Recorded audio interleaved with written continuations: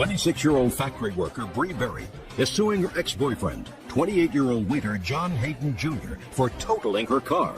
Bree says John is a con artist. Now, this is case number 26 on the calendar in the matter of Berry versus Hayden Jr. Parties have been sworn in, Judge. You may be seated. Miss Berry, Mr. Hayden was your live-in boyfriend until a while back, and according to your complaint, he took your car without permission one day, drove it. You don't know what happened, but he says he fell asleep at the wheel and he totaled your car. You want the value of that car because you say you were forced to purchase another car and your monthly payments have, of course, increased as a result of purchasing the new car. Yes, ma'am. Mr. Hayden says that he had an agreement with you. Yes, Is that right? Yes. And that he doesn't owe you anything for the new car. So he's going to tell me all about that agreement in a moment, and I am anxiously awaiting to hear the details of it. Me too. Good. We'll all wait together. When did you live with Mr. Hayden, Miss Berry? I lived with him for about 3 months from at the end of December until about the end of February. Had you known him for a while before he moved in with you? We used to go to high school together. What prompted you to move in together? I was conned into it. John is a very good con artist. How were you conned into it? He figured that we could help each other out by, he didn't have anywhere to stay at that time, and he was working and that he could help me with my bills, and that's not how it happened. So he moved into your apartment? Yes, ma'am, just like that. Conned his way right in. When did he take your car and total it? It was on February 11th. Tell me about that, Mr. Hayden. Well, I did have permission to drive the car. I drove the Your car. Honor. I had my own set of keys. I drove the car on several occasions. And Okay, tell me about February 11th, sir. February 11th, I woke up like I normally did and went to my where I have to go. Just a second. Oh, shh, listen to me. February 11th, Judge, I woke up at... Judge, I woke up. No, look at me. Here. I woke up around 7 o'clock, 6 o'clock. And you got out of bed? Yes, ma'am. Excuse me. I don't want to hear you yet. He's talking. Do you understand? Yes, ma'am. You got out of... I got out of bed. And who was in bed with you? Look at me. Eyes. The plaintiff. Are you sure? Don't speak. Remember what day of the week it was, sir? It was probably around the end of the week. Are you sure about that? As sure as I can be. What do you mean as sure as you can be? I Because, Mr. Hayden, I assume you work, right? did work until probably 2 weeks ago. Fine. You were working on February 11th because Yes. you started to say to me before, I got up my usual time and I was going to do usual things, so I assume you got up 6 or 7 o'clock in the morning because you were going to... To my rehabilitation. What kind of rehabilitation, sir? Is not an answer. Well, I'd rather not go into it. Well, you have to tell me, sir, what you were doing, because I'm going to ask you specific questions, and I don't give a rat's behind what you prefer not to go into. Put your hand down. I was going to get my treatment for my methadone. Okay, so you were going to your methadone program. Yes. I've heard that before, sir. You know, I've been a judge for a long time. You have a morning methadone program? Yes, Your Honor. Okay. And where had you been the night before, sir? At home. All night. Yes, ma'am. So you got up 6 or 7 o'clock to go and get your methadone at the program. And you were, in fact, working. So where were you working? At Uno's Pizzeria on Beachmont Avenue. What time do they open? Around 11 o'clock. What time do you do at your methadone program? Anywhere between 6 and Look at my eyes. 10. So what were you doing getting up at 6 o'clock, sir, when you didn't have to be at the pizza place until 11? Because sometimes I go in early so I can get a few extra hours in. Good. So you were being conscientious. Yes, I worked 3 doubles a week, plus the other days that I worked. I worked 6 days a week. 3 of them were doubles, and 3 of them were regular days. All right. So you got up between 6 and 7. And you had your own set of keys to the car. You got into the car, and what happened, Mr. Hayden? I was traveling on my way to the clinic, and I fell asleep at the wheel. Well, according to you, you've been home the whole night before. Well, how come you fell asleep at the wheel? Well, not real sure. I've had problems in the past with driving, falling asleep. How many times in the past have you had problems driving? Well, I've never actually wrecked from it, but, I've had several close calls. And when was that? Years past. Not when you were with Miss Berry. No. Did you ever tell Miss Berry before she gave you permission to use the car according to you and gave you your own set of keys to the car that you've had near misses with falling asleep at the wheel? I'm sure she was aware. No, I didn't ask you that question, Mr. Hayden. I want you to trust me, sir. On your best day, you're not as smart as I am on my worst day. Did you ever tell her that you had near misses of falling asleep at the wheel of a car? I'm not sure. Good, that's an answer. Did he ever tell you that? No, ma'am. Of course not. Now, was this Miss Berry's only means of transportation, or did she have a garage full of cars? She had 2 vehicles. Tell me about the 2 vehicles that she had. One was a Taurus and the Civic. And which car were you driving? The Civic. Is that the car you were driving, the Taurus? No, ma'am. That I had a '95 Taurus that had been broken down for a couple months. My only means of transportation was the Honda Civic. Okay, Miss Berry, tell me about the 10th of February, which was the day before this incident happened. The 10th of February, ma'am, I was getting tired of being in this little relationship with John because he wasn't working like he said he was. And I had asked him that, pretty soon you need to find somewhere to go. You need to, go live off somebody else. So he had called me from work and asked me to come home so that we could talk about it.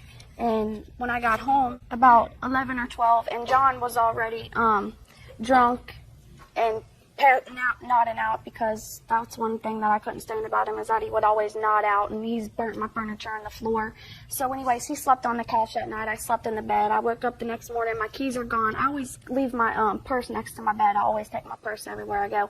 The keys were gone. I got a phone call about 11 from an officer stating that John Hayden was in the hospital, that he had totaled my car. So I called down to the hospital, and John just acted like everything would be all right, that he totaled my car. So what you're saying is he had driven your car before. There's no question about that. Is that right? Yes, but he did not have an extra set of keys. But he had driven your car before, with your permission. Not with my permission. I would get up in the morning and he would take it. Well, then what you have to do is you change the locks and you put him out of your house. That's too much. You change the locks and put him out of your house if he's stealing your car. Judge Judy continues in a moment. She says ex-boyfriend John Hayden Jr. totaled her car.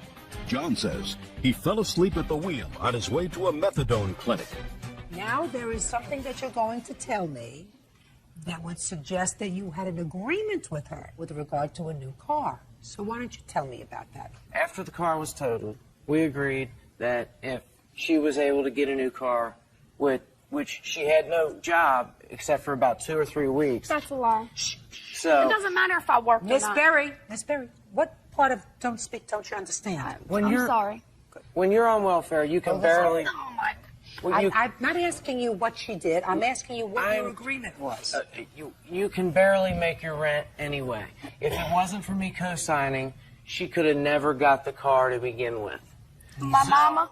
Miss Berry, if you open your mouth again, I'm going to dismiss your claim. Okay. You don't want that, do you? No, ma'am. And I'm serious, I don't say things and then take it back. Do you understand? I understand. Well, I want you to tell me the conversation that you had with Miss Berry, sir, with regard to your co-signing a loan for her. I said, you put down the money you have as a down payment, and then I put down what I have, and if they let it go through with both of us being, with me being the co-signer, then you will have your car, and you will go from there. Did she own the Civic free and clear? I do not know. As far as you know, she wasn't making payments because according to you, Miss Berry was on welfare. She could hardly make the rent. Exactly. So she wasn't making car payments. So what you're telling me is she took whatever little money she had, and you put in money. And how much money did you put in? Probably 100. And you put in $100, and then you co-signed a loan for her so that she could buy a new used car. Yes. And how much was the loan for? About $8,000. So what you're telling me is because you totaled her car, you obligated her to pay $8,000 for a vehicle to do whatever she had to do with it. Is that what you're telling me? No. Then tell me what you're telling me, Mr. Hayden. I'm listening. I would have been more than happy to stay there with her and be, and help her make her car payments. But she cheated on me. When I called her before I came home because I couldn't get a hold of her one day, and she said, "Well, my an ex-boyfriend of mine spent the night tonight, and I don't want you to come here trying to cause any problems." Granted, this is where I was living, paying bills, giving her money. I make about $500 or $600 a week, and I just would give her money. If you had, sir, $500 or $600 a week, why don't you get your own car? Because I don't have a license. So, Mr. Hayden, so you took her car and drove her car without a license? I didn't know that at the time. I have an $80 reinstatement fee to pay, which I'm going through now. Mr. Hayden, you got more stories than Damon Runyon. The fact that you tell me that I gave her $100 towards the car. Did he give you $100 towards the car? ma'am. No, of course he didn't. I couldn't Of course even he pay. didn't. Of course he didn't. I had Give to you pay for shh. What year car was this? a 93. Do you have the blue book value of it? Yes, ma'am. May I see it, please? Would you like to see all the evidence or just that? I'd like to see whatever you have, Miss Berry. And I don't live in Section 8. You move people in and out all the time. Oh, goodness. Ooh, this looks like some bad accident. What did you hit? A telephone pole. And, you know, she didn't call to see if I was okay. She called to see if her car was okay. That should have told you something, Yeah, Mr. it Hayden. Should have. Yeah, she's self-centered, and karma will get her. Car was more important than you were. Exactly. Right. I am assuming that you are now involved with somebody else. Yes, ma'am. It was Just- drug use. Just, no, listen to me. I assume at least in part it was because of somebody else. Part of it may be because of his continued drug use, according to you. Yes, ma'am. Whatever. That is not a testament to your good judgment. It's a bad judgment I No, made. very bad. And I don't care whether you're exercising bad judgment if you're the only one involved, but you have a 5-year-old child. And you don't move somebody into your house for 1 hour who you claim is getting his methadone, but using in addition to that. That's why I you got don't rid move. of him. Just a second. That's not true, madam, because according to you, after he came out of the hospital, you allowed him to move back into your home for a month. Right? Yes, ma'am. Right. And you don't do that if you're a responsible parent of a 5-year-old.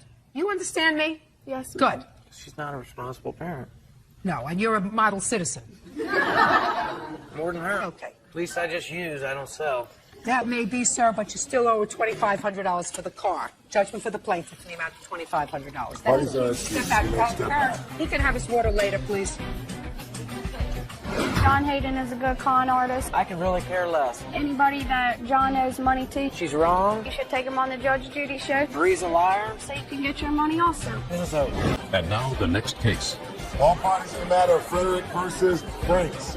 Step forward. 23-year-old student Pamela Frederick is suing her ex-boyfriend, bartender Christopher Franks, for several unpaid loans.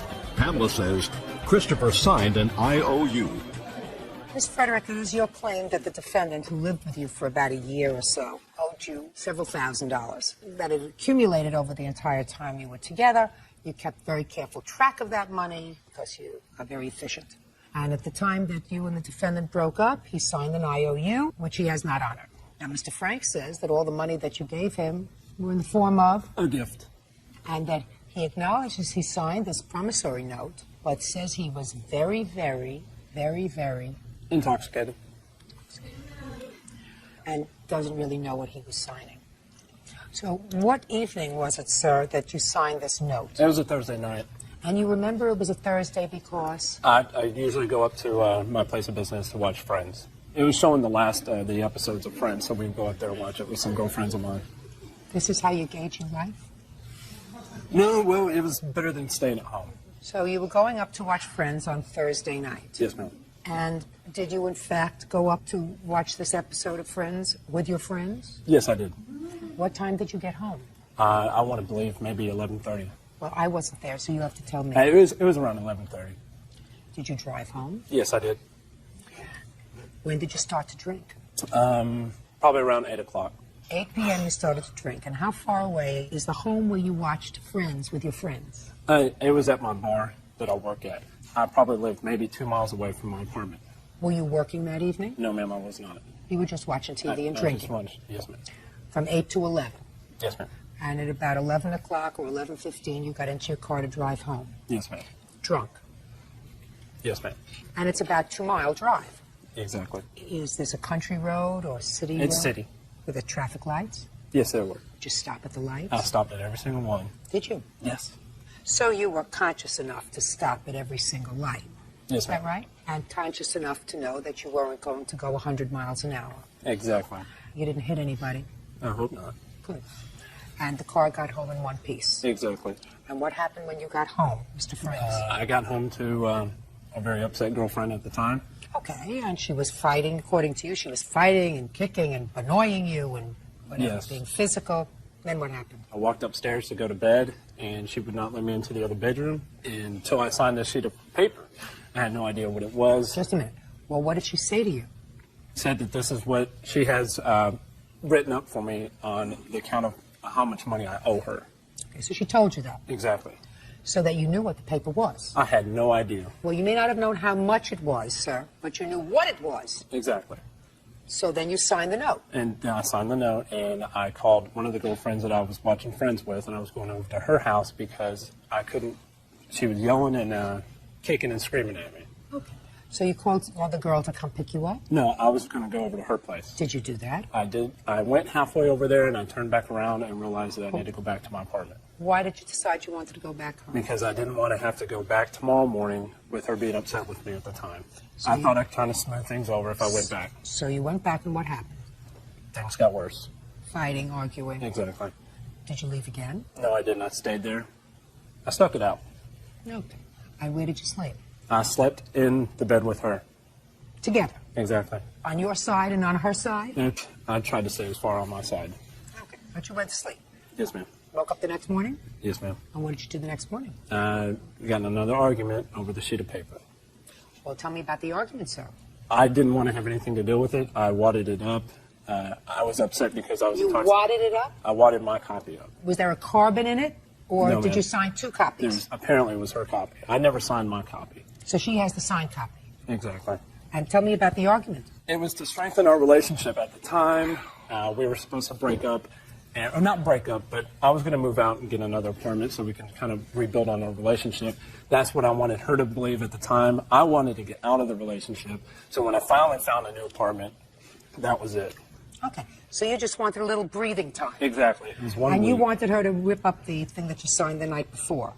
I didn't really care what she did with that. Oh, good. Now, may I see it, please? This is the original one, ma'am. Okay. Yeah.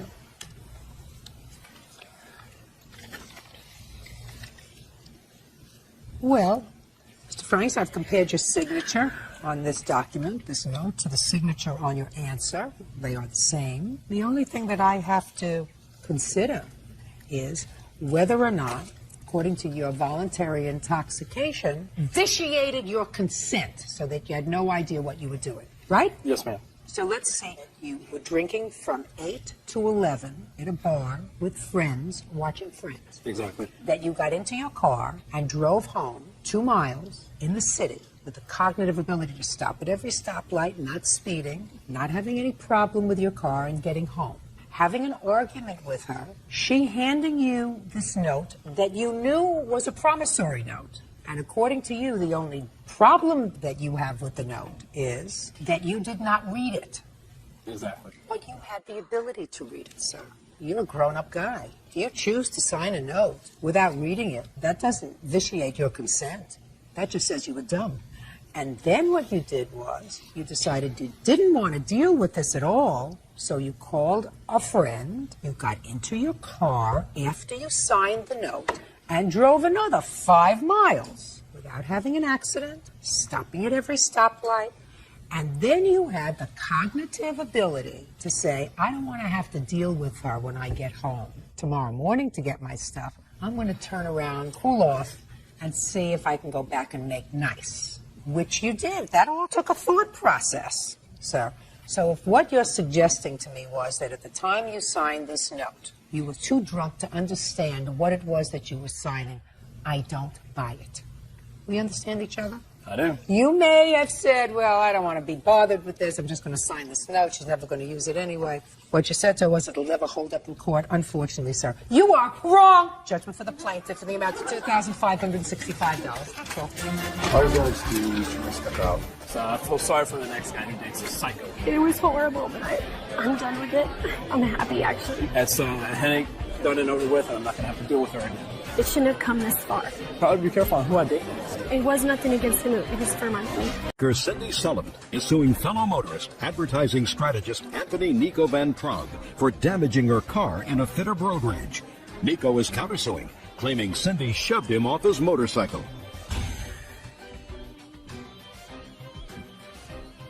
Now this is case number 20 on the calendar in the matter of Sullivan versus Van Prague. Parties have been sworn in, Judge. You may be seated. I have a claim was heard, and I have a counterclaim. And these two people were involved in an incident of road rage. Each one of them got a little out of hand. So Miss Sullivan is suing the defendant for damage she says he did to her car when he kicked her car with a boot, I assume, that boot. And then for having her falsely arrested for assault. Mr. Van Prague says she did in fact assault him. He is suing her for that. And he's also suing her for damage she did to his motorcycle. When she pushed him off the motorcycle, he lost control of it and it was damaged. They're going to try to explain to me by the use of these charts why each of them was right. You were driving your car, Miss Sullivan. You were coming from where? Show me. I was coming from here and was stopped at the stoplight there. Stopped at a stoplight. And then according to what I sort of put together in your complaint, you got a phone call. Yes. While you were stopped at the stoplight. Correct. And that phone call said that somebody you knew was taken to the hospital. You had to change direction. Correct. Later on down the road. Now, show me where you had to go after you got this phone call. The phone call was complete before I moved my car. The light was red. I was in this lane. I was going to have to be in number 2 lane later down the road because I did not want to get on the freeway. I wanted to go straight to the hospital. There's quite a bit of traffic, so I knew it was going to take me quite a while to get over, so I put my turn signal on. You have to keep this clear. And there was congestion all over, so when the light turned green, there was one other car in front of me. It proceeded through when it was safe and could clear the intersection. I slowly started to go through. I accelerated when I see I could make it through the intersection. Just as I entered the intersection, I flashed, went by my driver's side, and then cut in front of me, right about here where the median is. Okay. So what did you do? I flashed my lights at him, cut off to say... Just a minute. Yes? He passed you. Correct. Safely passed you. Didn't hit you. Correct. And you could have just kept on going and meandered over to the right. Correct. But you chose to flash your brights at him. Correct. In an act of road rage. If you want to interpret that way. Well, that's what it is. Okay. You flashed your lights on, hoping to annoy him, because he, according to you, went around you too fast and cut in front of you. There is not a lane of traffic where he passed me. What happened next? Well, I proceeded, someone let me in, so after I made it through the intersection, I made it into the number 2 lane. Traffic was stopped. My car wasn't completely in the number 2 lane. It was kind of like at an angle, but I was completely in the number 2 lane. Okay, what happened next? Traffic was stopped. I had an SUV next to me. I saw the headlight of the gentleman's motorcycle come out from behind the SUV, so I assumed he was going to go between the two of us, as many motorcycles do. And then I heard and felt something hit my car. Mm-hmm. I immediately got out because I figured he hit my car trying to go between us. And I said, "What the hell are you doing?" You didn't say hell. Yes, I said, hell. No, it's not even what you say here. You said it. What are you doing? Okay. You said, what are you doing? Well, I used profanity, as we both did. He started yelling at me, saying Well, I tried to kill him. He said he kicked my car to get my attention. Mm-hmm. And that he yelled that I tried to kill him. Mm-hmm. And I said, no, you're the one that did an evasive move in traffic through the intersection and cutting in front of me. You're the one that could have caused hurt. Okay? So words continued to go, just yelling back and forth. All I could see was his eyes and his mouth. He had a helmet on. And I saw something in his eye, and his whole body and the motorcycle came forward. And I just had a split reaction to defend myself. I put my hands out in front of me, extended my arms, and you pushed him. It. Correct. Pushed him. Correct. Okay. And what happened when you pushed him? He jumped off the bike. Okay. As I'm backing away, he went to lay the bike down. He had his hand on the handle of the grip. And as he laid it down, it kind of spun a little bit. It revved up. I saw the back tire turn. It made contact with the ground. The bike rotated once, twice. He reached back, and I guess it's the throttle or whatever, and stopped from revving. He started jumping around, yelling and screaming. And I continued to proceed to my car, backing up, got into my car. He yelled about calling the police. I said, go right ahead, and I'm going to. I wanted to leave the scene because I felt unsafe. I didn't know what he was going to do. Roy Sullivan, why did you get out of your car in the first place? It's just reaction. I thought he hit my car. It was an accident. We need to get out and exchange information. I didn't know he did it aggressively. Well, once you realized what it was, why didn't you quickly get back into your car instead of standing out there in the street with traffic all around you, screaming and yelling at him? I don't know. I guess I wanted him to hear my side. He said I tried to kill him. I said, no, I didn't. You're the one that did something evasive and illegal. Now, at some point, you say that the police arrived and you told them your side of the story. You told them your side of the story. Is that right, sir? Yes, Your Honor. Okay. But then the next day, you went to the police station. Correct. To file a supplementary report. Correct. Why? Because when I came out, we had first looked, it was dark, they tried to look at the flashlight, and they couldn't see the dent in my car. You could see like the outline of a foot on each side. So when I came out the next morning, sun out, you could see the dent. So I went down to the police station just so they could put that in record that there was damage to my car. All right. Can I see the initial police reports, please? I have all the supplementals Now, attached. Do you when want were those? you arrested for assault? I wasn't arrested, I was charged. Charged. I received it in April. Good. Can I see it, please?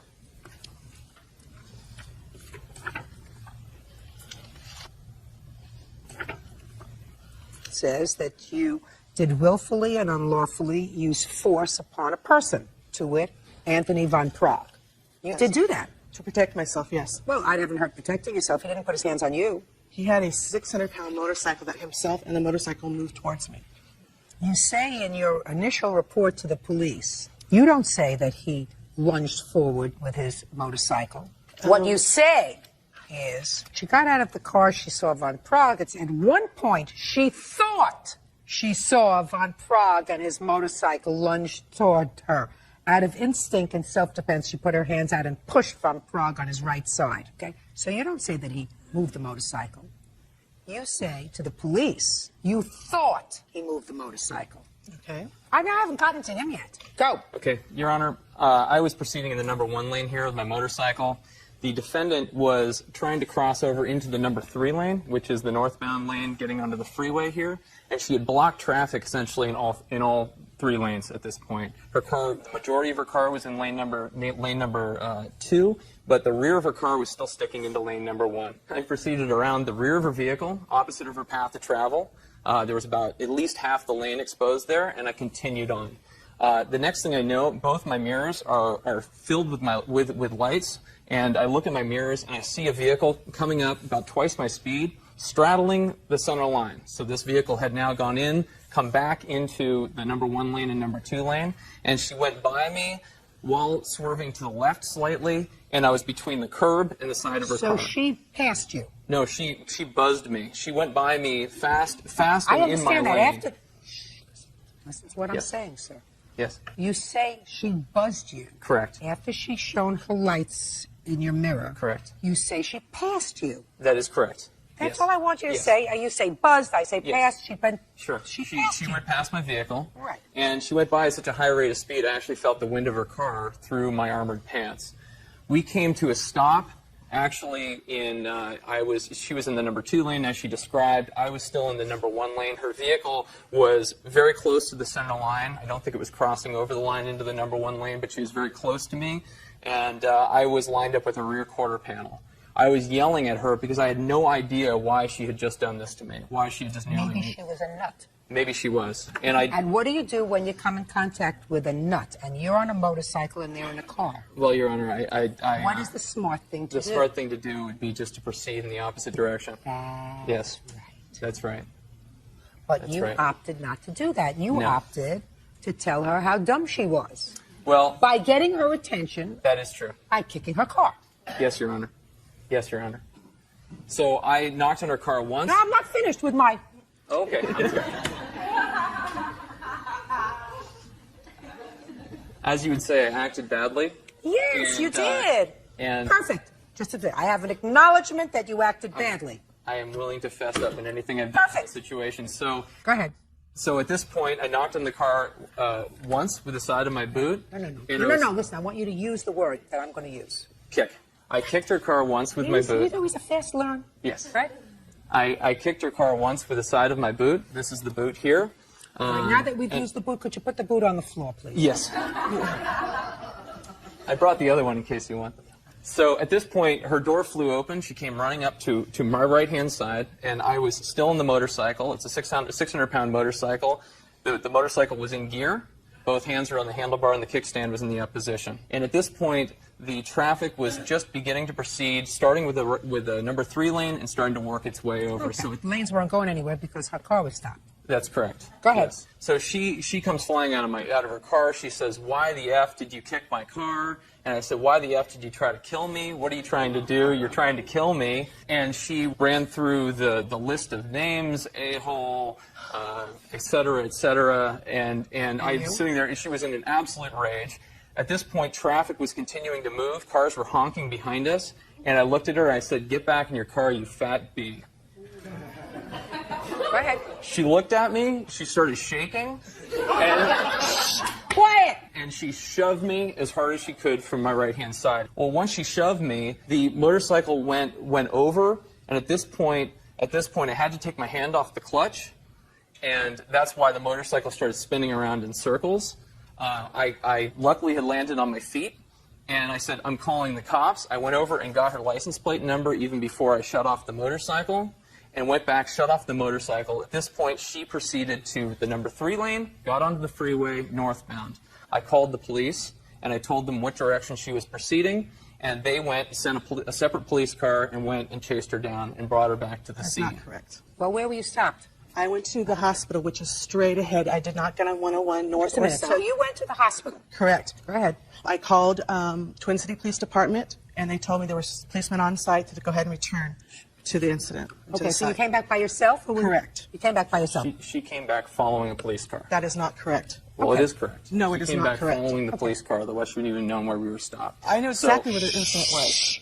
Don't speak to him. In talking to... I'm sorry. Judge Judy continues in a moment. Lee Sullivan claims fellow motorist Nico Van Praag kicked a dent into the side of her car. I'd like to see the damage done to your motorcycle. These are the pictures of the damage, and this is the written estimate.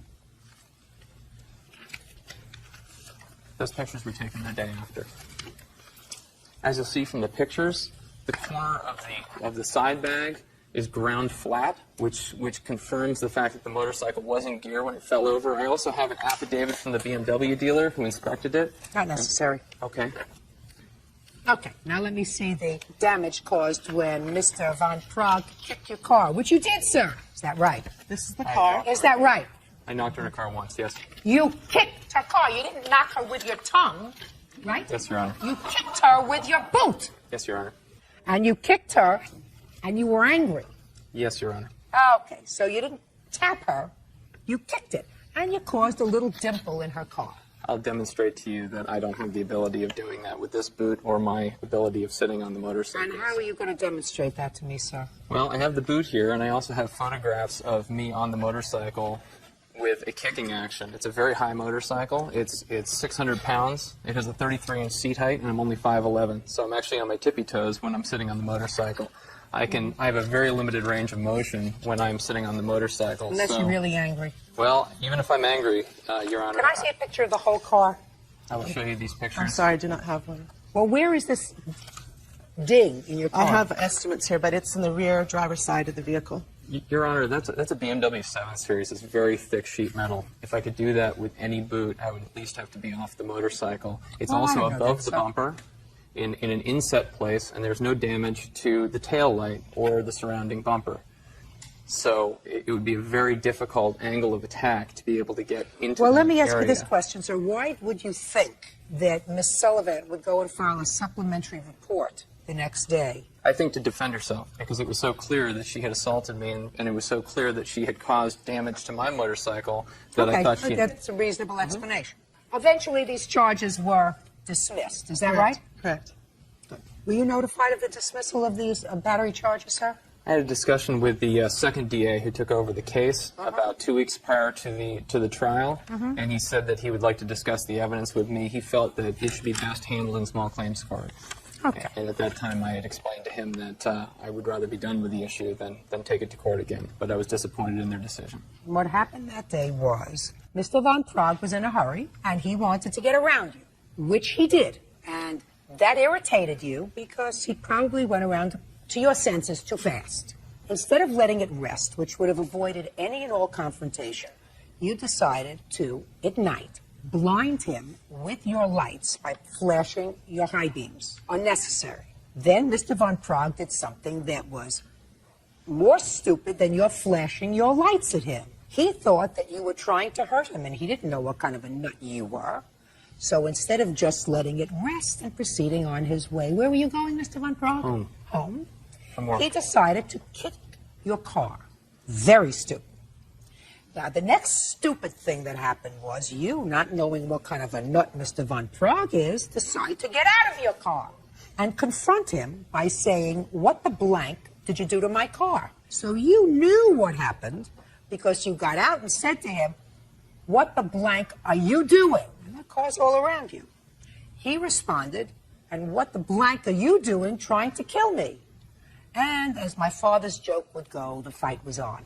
But then, Miss Sullivan, you did something that you're not permitted to do.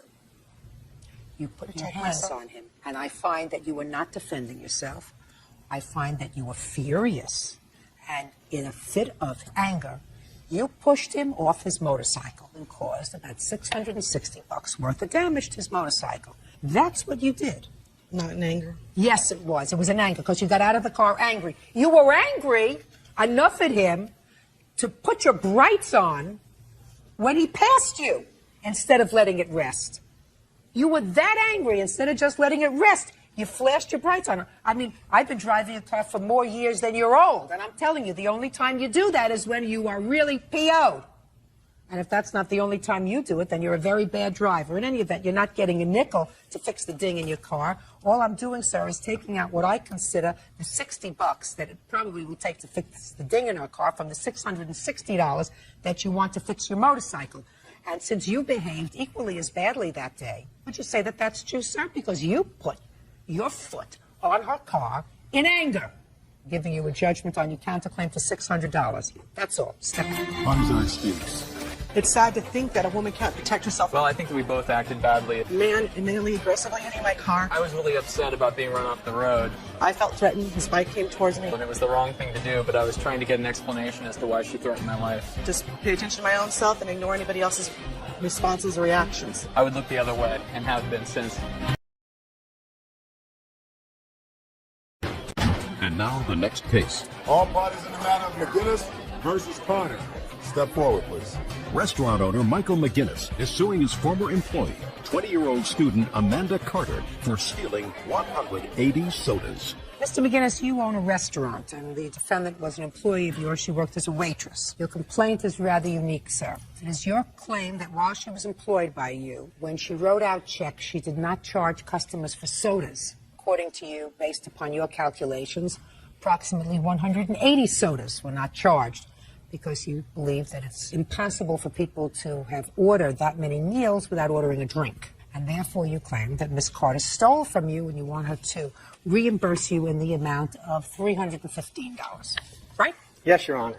When did you start to work for Mr. McGinnis, Miss Carter? The beginning of December. And how long did you work for him? I worked for him for 4 months. What kind of restaurant is it? It's a sports bar. Is this your first job as a waitress? No, it's not. How old are you? I'm 20 years old. All right. So, Mr. McGinnis, tell me what makes you think that Miss Carter stole from you. My wife and I, Your Honor, went to a food show. We returned from the food show, and my wife checked receipts. And for her receipts that day, there were 18 meals that there were no drinks charged on.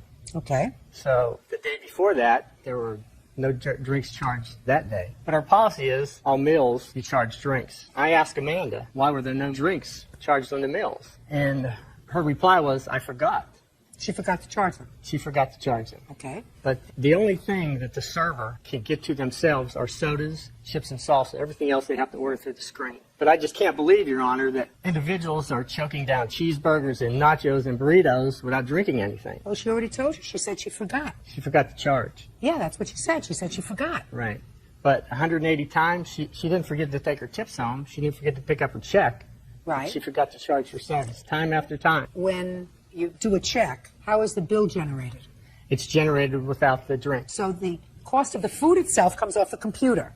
Yes. And then the server has to take an additional step before they add up the bill and add on 4 drinks, Yes. and then you total it. Yes, Your Honor. So she said to you, I forgot. Yes. And she's just lazy. Well, what do you think she was doing? You think she was serving these drinks and drinking them all herself? No, Your Honor. I believe that she was serving the drinks and possibly telling the patron that she was buying the drinks for them in order to get a better tip. That's a possibility.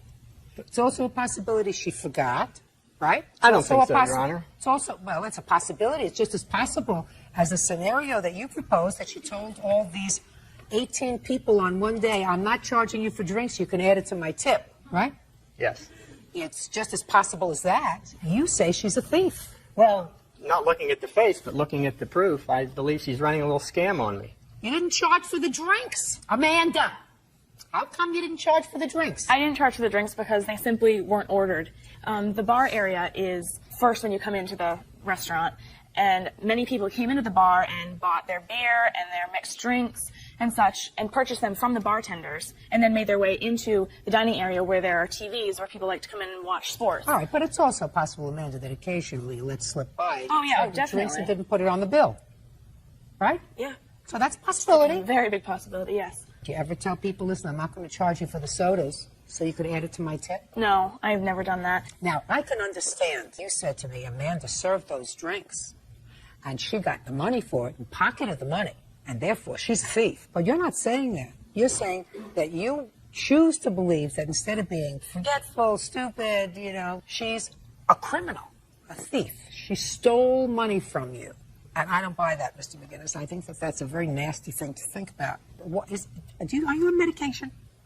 Am I on my medication? Are you on any medication, sir? I'm wondering why you've got this grin on your face that seemed plastered onto your face.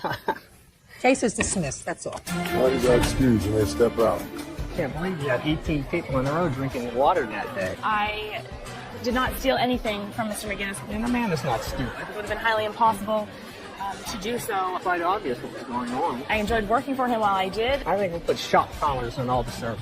I wish him the best of luck with everything that he's trying to work with his business. Daycare provider Angel Barfield is suing her sister-in-law, Delinda Walker Linder, for the return of money she paid towards a car. Delinda is countersuing for lost wages and emotional distress. Now, this is case number 46 on the calendar in the matter of Barfield versus Walker Linda. Parties have been sworn in, Judge. You may be seated. Folks, have a seat, please. Miss Barfield, is this your sister-in-law? Yes, it is. And is that your brother? Yes, it is. According to your complaint, your sister-in-law and or your brother had a car. And about 9 months ago, you made an agreement with them that you would take over the car payments because they were having some difficulty making the car payments or hadn't made the car payments. That's anymore. correct. And at the end of the period, the car would be yours. That's correct. You did, in fact, take over the car payments. I believe you said it was last August. That's right. And from last August until recently, you made the car payments faithfully. Yes. And then your sister-in-law and or your brother repossessed the car, took it back. Yes. And you are suing them because you want all the money you put into the car payments, the repairs, and the tags on the car. Right. Your sister-in-law says, and I don't know if your brother's speaking too, but certainly your sister-in-law says that in addition to your agreement with regard to the car payments, you were also responsible to pay for the insurance on the car. And that is correct. It was their insurance. The money came out of their bank account automatically, and it was your obligation to pay them in cash. I think it was $70 a month for the insurance, and you fell behind in making your payments to her for the insurance, and that's why she repossessed the car. That is not correct. Just a minute. That is correct. That's No, what she that's said. not. Shh, just a second. I'm just telling you that's what she said. Okay. All right. So, what kind of car is this? It was a 1999 Jeep Cherokee Laredo. When did you start to make payments on the car? I started making payments in August of 2003. And what were the payments each month? Each month it was $424 a month. And how many car payments did you make? From the time of August all the way up until March. And then I also made an extra car payment in July that they didn't make because they were behind in. Now tell me about the insurance. How did you pay the insurance? I paid the insurance along with the car payment. And you paid that in check or cash to your sister-in-law? Well, I started paying it by cash. Then my husband kind of got uncomfortable with it, so he wanted me to go ahead to a point where we could have it automatically withdrawn from our checking account. In order for us to do that, we had to catch up the current months that they were behind, that they were supposed to have paid for July's payment. Who notified you that they were behind July's payment? My brother and her told me that they were behind when I got the truck. And was there ever any discussion about how you were going to be credited for this $424? Yes. Okay, and what was the discussion? The discussion was that if I was making up the car payment, that they would pay me back. Oh, well, that sounds fair. That's not true, though. Well, whether it's not true or not, it sounds reasonable, doesn't it? Because I have here. Doesn't it sound reasonable? No, it does not, because of the fact that when we gave her the car, when we subleased it to her, we told her that we were behind on one payment. The only reason why we was because I was pregnant and I don't care whether you were pregnant with quadruplets. Listen to me very carefully. You drove the car in the month of July. Yes. You should have made July's payment. You did not make July's payment. It seems to me most reasonable that if she is going to catch up with July's payment, there should be some sort of a credit somewhere for her. Right, Your Honor, but we didn't ask her to pay that. She volunteered to pay that. Just a second. The car would never be paid off if nobody made July's payment, madam. That's true, but we never told her that we would pay that amount back. Listen to me very carefully. She says you did. You say you didn't. And I'm saying I have to make a judgment as to whether or not it's common sense for you to be responsible for a car that you drove for the month of July and you didn't pay for. Or is it common sense for her to be responsible for the month of July for a car that she had no use of? And listen to me carefully. Common sense suggests that it is your responsibility to pay for a car that you used, and that is irrespective of whether you're pregnant or he's pregnant or anybody else is pregnant. It doesn't make any difference. That's the case. What? We called the car company and we had an arrangement with the payment. That But they never made the payment. I don't. Listen to me. Okay. If you do that again, I'm going to dismiss your case. You don't want that to happen. Do you understand? Yes, ma'am. Good. I had called the car company and told them that we're going to be behind because my wife had just had a baby. So we knew that we had two vehicles and we wanted to get rid of one so we could be down to one car payment. What your reasoning is, we sir. made an agreement with the company that we would pay extra each month to make up the back payment, which we were doing. So she didn't have to pay that on her own. Just a second. Show me that you made the car payment for July. And if you didn't make the car payment for July, just tell me that so you don't waste my time, because I get very irritated if you waste my time. Well, the July payment had passed. We were making up the payments on... Just a second.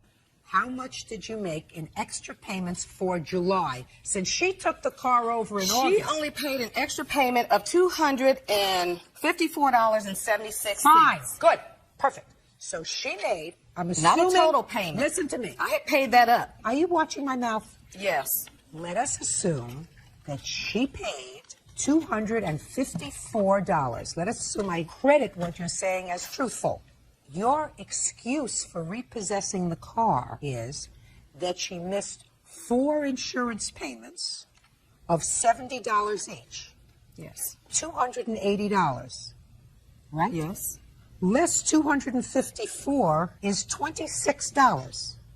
That means that after the thousands of dollars over 9 months that she put into the car, you repossessed the car for $26. And that is entirely unreasonable and unconscionable. Judge Judy continues in a moment. She says her sister-in-law, Delinda Walker Linder, leased a car to her and then repossessed it for no reason. All right. So what I'm telling you is you fell behind in July's payment. We were already you did behind not. when she took over the lease. I'm saying that to you, madam. She aren't- knew that. Listen She had to an me. option whether to go with that or not. Listen, it's gone beyond the point where you're answering me. I heard what you said. You are being totally unreasonable. And you, sir, if you agree with her, are being totally unreasonable. She put thousands of dollars into this car based upon your agreement, and for $26, you allowed your wife to repossess it and to cause problems in your family. That makes you a fool. No, it doesn't. No. I put thousands no, of dollars no. into the car before she got the car. Just a second, sir. It was your choice to enter into an agreement with your sister. And if you felt at the end of almost a year that you had made a bad bargain, that's too bad. And for you to have allowed your family to fall into disarray over $26 makes you a fool. Do you understand me? I'm not listening. Listen to me. I'm not listening to you. I'm not listening to you anymore. You are finished. Judgment for the plaintiff in the amount of $3,816. Step out. Yeah, you did. Whatever. Back off how you know it. You know the deal. Yeah. She just got exactly what she deserved. Trying to play with the big dogs and just got crushed today. Don't trust your family members, especially those who have to go out and buy bags of hair to appear on national TV. Sometimes you just gotta leave family alone that don't want to be a part of the family they have. So let them stay with the bad dogs, and that's just where she's at. She's just jealous. And we're riding home in our brand new 300 Chrysler. Thank you very much. 2005. Beep. And now the next case. All parties in the matter of Spring versus Bell. Step forward, please. 24-year-old graduate student Natalie Spring is suing her former friend, Baker Marquetta Tammy Bell, for medical bills from a dog bite. Tammy says the attack was Natalie's fault. Miss Spring, Miss Bell's dog bit you, Yes, and you want to be compensated. that's right, Your Honor. Not only for the dog bite, but also for clothing that was ripped, etc. Yes. Miss Bell does not deny that her dog bit you. She said it's your fault. Yes, Your Honor. You sure you want to go with that defense, Miss Bell? Because you look like a woman that doesn't like to get beaten up. No, ma'am. Okay, but that's your defense, that it's Yes, her fault. Okay. Where did this happen, Miss Spring? This happened at Miss Bell's house. What were you doing at Miss Bell's house? I had gone over, I had arranged with Tammy before to bake some cakes for a party that I was throwing, and so I went over to her house to pick up the cakes. And I parked my car on the street, walked up to the house. The dog Lance was sitting there, and I said, "Hey, Lance." Lance the dog ran was off. sitting where? Sitting on the front porch, right by our front door. Had you gone to her house before? I had. I'd gone and played spades there with some friends before. And when you went there, the dog was there? Yes. Usually the dog would be in another room or on the back porch. This time the dog was chained on the front porch? Yes. And you had made arrangements to pick up your cakes? Right. I had told Tammy that I was going to be over there sometime between 4 and 6 on Friday to pick them up. What time did you get there? Party. I believe it was between 4 and 4:30. And tell me where the dog bit you. The dog bit me 3 times on my legs and then left a deep scratch on my thigh. What kind of a dog is this? According to the animal control report, it is a Lab Corgi mix. And I see Yes. the report. I don't know anything about dogs, really. I also have a picture of my dog, Your Honor. I'd like to see a picture, please. He's the beige one right there. Thank you. Okay. This happened on the 21st of March. 1st of March, and your dog was impounded on the 24th? Yes, Your Honor. They put him in dog jail. In dog jail? Dog jail, yes, Your Honor. For how long? He was in dog jail for 10 days. I had to pay $98 to get him out.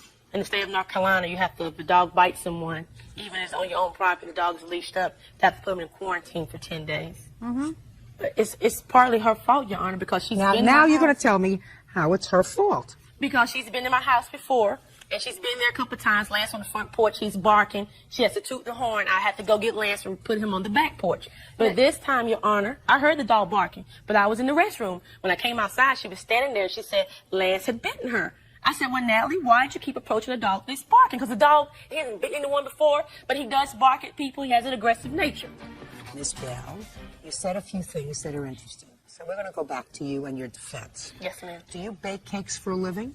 Part-time, yes, ma'am. So when Miss Spring was coming to your home to pick up the cakes, she was a customer. Yes, Your Honor. She came early, and she said, No, she told you she was coming between 4 and 6. Yes, She Your got there between 4 and 4:30, which is between 4 and 6. And she got there about 3:30 to be exact. She got there real early. Okay. So you have a dog that you say has an aggressive nature. Yes, Your That's Honor. what you said. You do have a back porch. Yes, Your Honor. And the dog, you say, is usually on the back porch because of the dog's aggressive nature when you have people coming over. Yes, I put him on the back porch, yes. And it would have been the smart thing to do, knowing that Miss Spring was coming over, to put the dog on the back porch, knowing the dog has an aggressive nature, right? Yes, Your Honor. You chose not to do that. Do you think that Miss Spring is dumb enough to walk into a situation where she knows she's going to be bitten by a large dog? No, he's not large. He's a short dog. He's about this tall and that long. Does the dog weigh more than 30 pounds? He's right at 45 pounds. Well, that's more than 30. Yes, Your Honor. So this is a large enough dog to cause damage. I mean, Yes. a dog that's 45 pounds can kill a child. Yes, Your Honor. What would happen if a child who's 5 years old that weighs 30 pounds comes up to your front porch to pet the dog? And the dog starts barking and the child doesn't stop and your dog kills that child. Do you think that you're responsible or the 5-year-old is responsible? That's a tough question. It's not a tough question at all, madam. If you know that you have a dog that has an aggressive nature, it is your responsibility to ensure that that dog is not in a position to hurt anybody. And if you invite people to come to your home, and what the person has to do is to get by an aggressive animal, it's your responsibility. Well, Your Honor, she's been there before, as I understand. She has tooted the horn and said, Tammy, put the dog up. And that's what I've done. Your Honor, this time she didn't do that. I don't know why she's been in my house. It's not like she has not So been you in think my she house. let me ask you this question. You think she wanted the dog to bite her so that she could sue you? Is that what you think? I'm not sure what she was thinking on that day. Well, what were you thinking of when you left your aggressive dog chained on the front porch when you were expecting a customer? She came 30 minutes early. So she came 30 minutes early. That's a possibility. Your Honor, I was planning to put the dog up at 4 o'clock. You should have put the dog up at 3:30. Because if you were afraid that your dog is too aggressive to be on the front porch at 4 o'clock, you should have gotten the dog off the front porch, period. And I don't see why you keep an aggressive dog anyway. Because he's a good dog. The neighborhood is not so nice. And so you need to be aware if someone's going to approach you and try to harm you. That's the first time he's ever been anybody. Well, it's going to be an expensive time, madam. Do you have the bills for your medical care? I have the receipt from the prescription, the visit to urgent care, and then also the ACE bandages that I had to get. Can I see them, please? Do you have any scars left? Yes, ma'am. I have 2 Can I scars. see? Yeah. I have one right there on my knee, and then one right there. So the dog went after both legs? Yes. Yes. There was another bite on my right leg, but it didn't leave a scar. What happened after the dog bit you? After the dog bit me, I was screaming. And where Tammy said that I usually honk the horn, I'd never honked the horn when I'd gone to Tammy's house. And That's not true, Your the Honor. dog was sitting on the front porch. The dog wasn't barking. If Lance had been barking, I wouldn't have walked up to Lance. I said, "Hey, Lance," and he rushed at me and bit me. So I started screaming, yelling for Tammy, yelling for her roommate, and they came out. And I had gotten away from the dog at this point, and he was pulling on his chain really tight, like he was going to get it loose again. Tammy came out and took him inside. I'm bleeding on her driveway, and tell her, like, we need to do something because the bites weren't stopping bleeding. What happened next? Tammy drove my car and took me over to the urgent care about 2 or 3 miles away and sat with me at the urgent care. And then after I was seen and they dressed the wounds, she took me back over to her house. And in the car, she said, send me the bill for your pants that he ripped, for the medicine, all that. And then she showed me a place on her arm and said her uncle's dog had bitten her before. And so she knew how bad it was and how much it was going to hurt and all of that. So she did the appropriate thing. Yes. Then she did. Well, what made her change her mind? Did she tell you? No. I called Tammy after I got the submission from my insurance company, and I couldn't get a hold of her on the phone. So I sent her an email. She didn't respond to my email. So then I sent her a certified letter, and she didn't respond to the certified letter either. How come you didn't respond? Yes, Your Honor, I did. I told Nellie that they had quarantined my dog, and I had to pay $98. So therefore, I think the $98 should be applied to her medical bill. Because that was the cost that, that was unfair because the dog has all his shots. He was leashed to his own yard. I didn't think he would bite anybody, but he did. It's an unfortunate accident. Well, let me ask you this question. You said you lived in a neighborhood that wasn't so good and you needed a dog there for your protection. What did you think that your dog was going to do if somebody tried to break into your house? You thought he was going to jump up and kiss him on the lips? What did you think your dog was supposed to do? And you kept your dog on the back porch because your dog was aggressive. What did you think your dog was going to do? I only put the dog on the back porch when people came over. And it was a very unfortunate accident, Your Honor. It wasn't an accident. It wasn't an accident. It was unfortunate, that's true.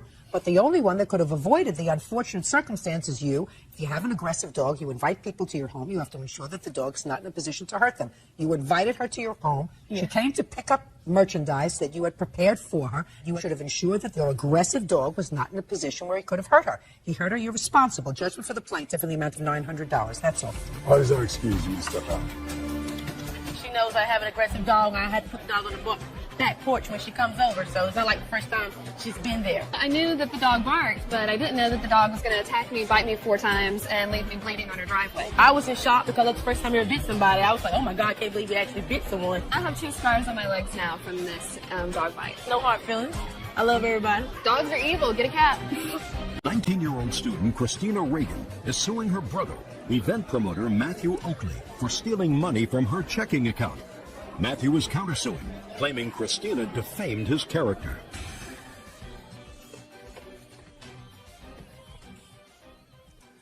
Now, this is case number 31 on the calendar in the matter of Reagan versus Oakley. Vice been sworn in, Judge. You may be seated. Ma'am, have a seat, please. Miss Reagan, Mr. Oakley is your brother. Yes. This is your mom. Yeah. According to your complaint, you and your mom had an arrangement with your banking. Mm-hmm. You would give your mom your money that you were saving for school, and then she had another account where you paid bills at another account. And it is your complaint that your brother accessed the account and stole $1,175. by writing unauthorized checks? Phone checks. Your brother says he borrowed the money from your mother. She told him that he had the authority to go in and take the money out of that account, that he paid her back a good deal of it, right? Yes, ma'am. That he didn't pay her back all of it because he's been generous to her, helping her out the last few months. And he is counterclaiming because he says that you called him a thief in front of some business associates and therefore tarnished his reputation. He did on his own. Right? Yes, ma'am. Now, let's start with what we have. We have a situation where you took money out of a bank account that belonged to My mother. your mother, Yes, ma'am. according to you. And you took out how much money? I'm sure it was $1,175 in different disbursements, so not at one And time. when did you start taking that money out? This is last year. I don't know the exact dates. Now, can you explain to me, sir, how you got access to this account? Yes, ma'am. My mother, those checks are not like regular checks. That you have to have a PIN number to access those checks, which is my mother's personal identification number. It's for her bank. I know what a PIN number Yeah, is. Even I, as challenged as I am, know what a PIN number is. She gave me the account. Well, the tell number. me how that came about, Mr. Rowan. I'm an event coordinator. I do sporting events, kind of like a promoter type deal. At first, I needed help with my flyers, so I asked my mother, if I could borrow some money. I told her I'd pay her back. Okay, so you went to your mother prior to April 2nd Yes, ma'am. and said, I need some money for flyers. Yes, ma'am. And your mother is together. I mean, she's not addled or anything. She's a together woman. Is Yes, that ma'am. right? So a normal person would have said, well, if you need some money, what's your first name? Matthew.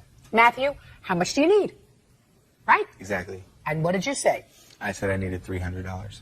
And what did she say? She said, okay. She had a checkbook because she worked at Circle K at the time, and they were Circle K checks only. And she gave you her PIN number. She gave me her PIN number. What was the PIN number? I don't remember it anymore. And so you went to the bank and you took out $375. Yes, ma'am. But your mother had only agreed, according to you, to loan you $300. No, ma'am, that's not correct. She asked me how much I need, And she you didn't- said- and I said $300. But she did not agree just on a specific amount. She asked me whatever I needed. The flyers ended up coming up to $375. No. the first time. That's just, you made that up as you were going along, sir. An intelligent person, according to you, would say, how much do you need? Mm-hmm. You said $300, and according to you, she said okay, and she gave you a PIN number. Yes, ma'am. But then you went and took out $375. Yes, ma'am, I did. Right. Okay. Now that was on the 2nd of April. Then you took out another $250 on the 4th of April. Tell me about that, sir. It's the same thing. I needed it for lighting and sound for my event. So, did you go back to your mother again? Yes, I asked my mother. No, did you go back to her again? Yes, ma'am. And then again on April 11th, you took out another $250. Did you go back to your mother No, ma'am. again? No. You just took it out. Yes, ma'am. And on the 13th, you took out another $300. Did you go back to your mother again? No, ma'am. Okay, now we're going to hear from Lynn. Thank you. Your Honor, this account that he is speaking of was specifically formed for Christina's college funds and what she needed to do for her college. That was it. I would never give him permission to take any of that money for any of his events whatsoever. And how he got the comm checks is what he's talking about. No! Well, how he got those is he went through my personal property, my papers, and he found them. And he knew that number. I never gave him permission to take that. He went through my papers and took that out. Christina, she goes to school 5 days a week. She works weekends. She's a waitress. She's got a full-time schedule. And she just doesn't have enough time. Nobody's really helping her with school. And so I took on a second job just for that. And I would never give him permission for an event. Matthew's been with me for 4 years now. He's taken money. This isn't the first time that he's done this. What do you mean he's been with you for 4 years? He was away. Away where? He was in prison. Yeah. And when he came out. What was he in prison for? Grand Theft Auto. So just a second. So he's a thief. Yeah, exactly. Judge Judy continues in a moment. Says her brother Matthew Oakley stole from her checking account. Christina says the money was earmarked for her college tuition. So you went to jail for Grand Theft Auto because you stole cars. Yes, ma'am. This is when I was a child. I mean, I was really young when I did this. I came out of jail and totally straightened my life out. Not according to your mother. Listen to me. Not according to your mother. If it's not according to your mother that you straightened your life around, I can't think of who was going to be more of a cheerleader than your mother. Yeah, but can I say something, Your Honor? When you came out of prison, where did you go to live? I went with my mother's friend. Her name is Rosalie. Never lived with your mother? No, my mother actually lived with me. She came afterwards. After I was living at that house, she moved in. You know what? Rosalie is my best friend. And I was, actually, when he first came out, I was renting a room. And the landlord there, when Matthew came over to the house, didn't like the way he looked, knew that he just came out of prison. He told me that I had to leave. So I was already going to move in and be a roommate with my friend. Matthew just happened to go there the day before, but it's not because he was going to move in there before me. He just happened to get there before I did. It was nothing even like that. That is so untrue. Your Honor, can I say something? And so let me tell you this. So ever since that day, because we've had a lot of problems through these 4 years, and he'll always tell me, I'll say, Matthew, okay, you know what? It's time for you to leave. You're just not doing the right thing. You got to leave. He's like, well, I was here first. I don't have to go nowhere.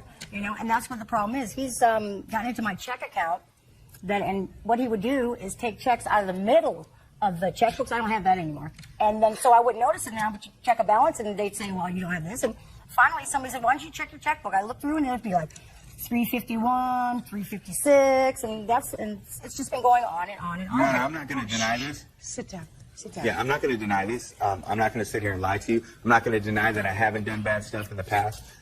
This situation that we have right now, though, she did loan me the money. The reason she's saying this is because, number one, she's saying that my sister needs this money for college, okay, for her college fund.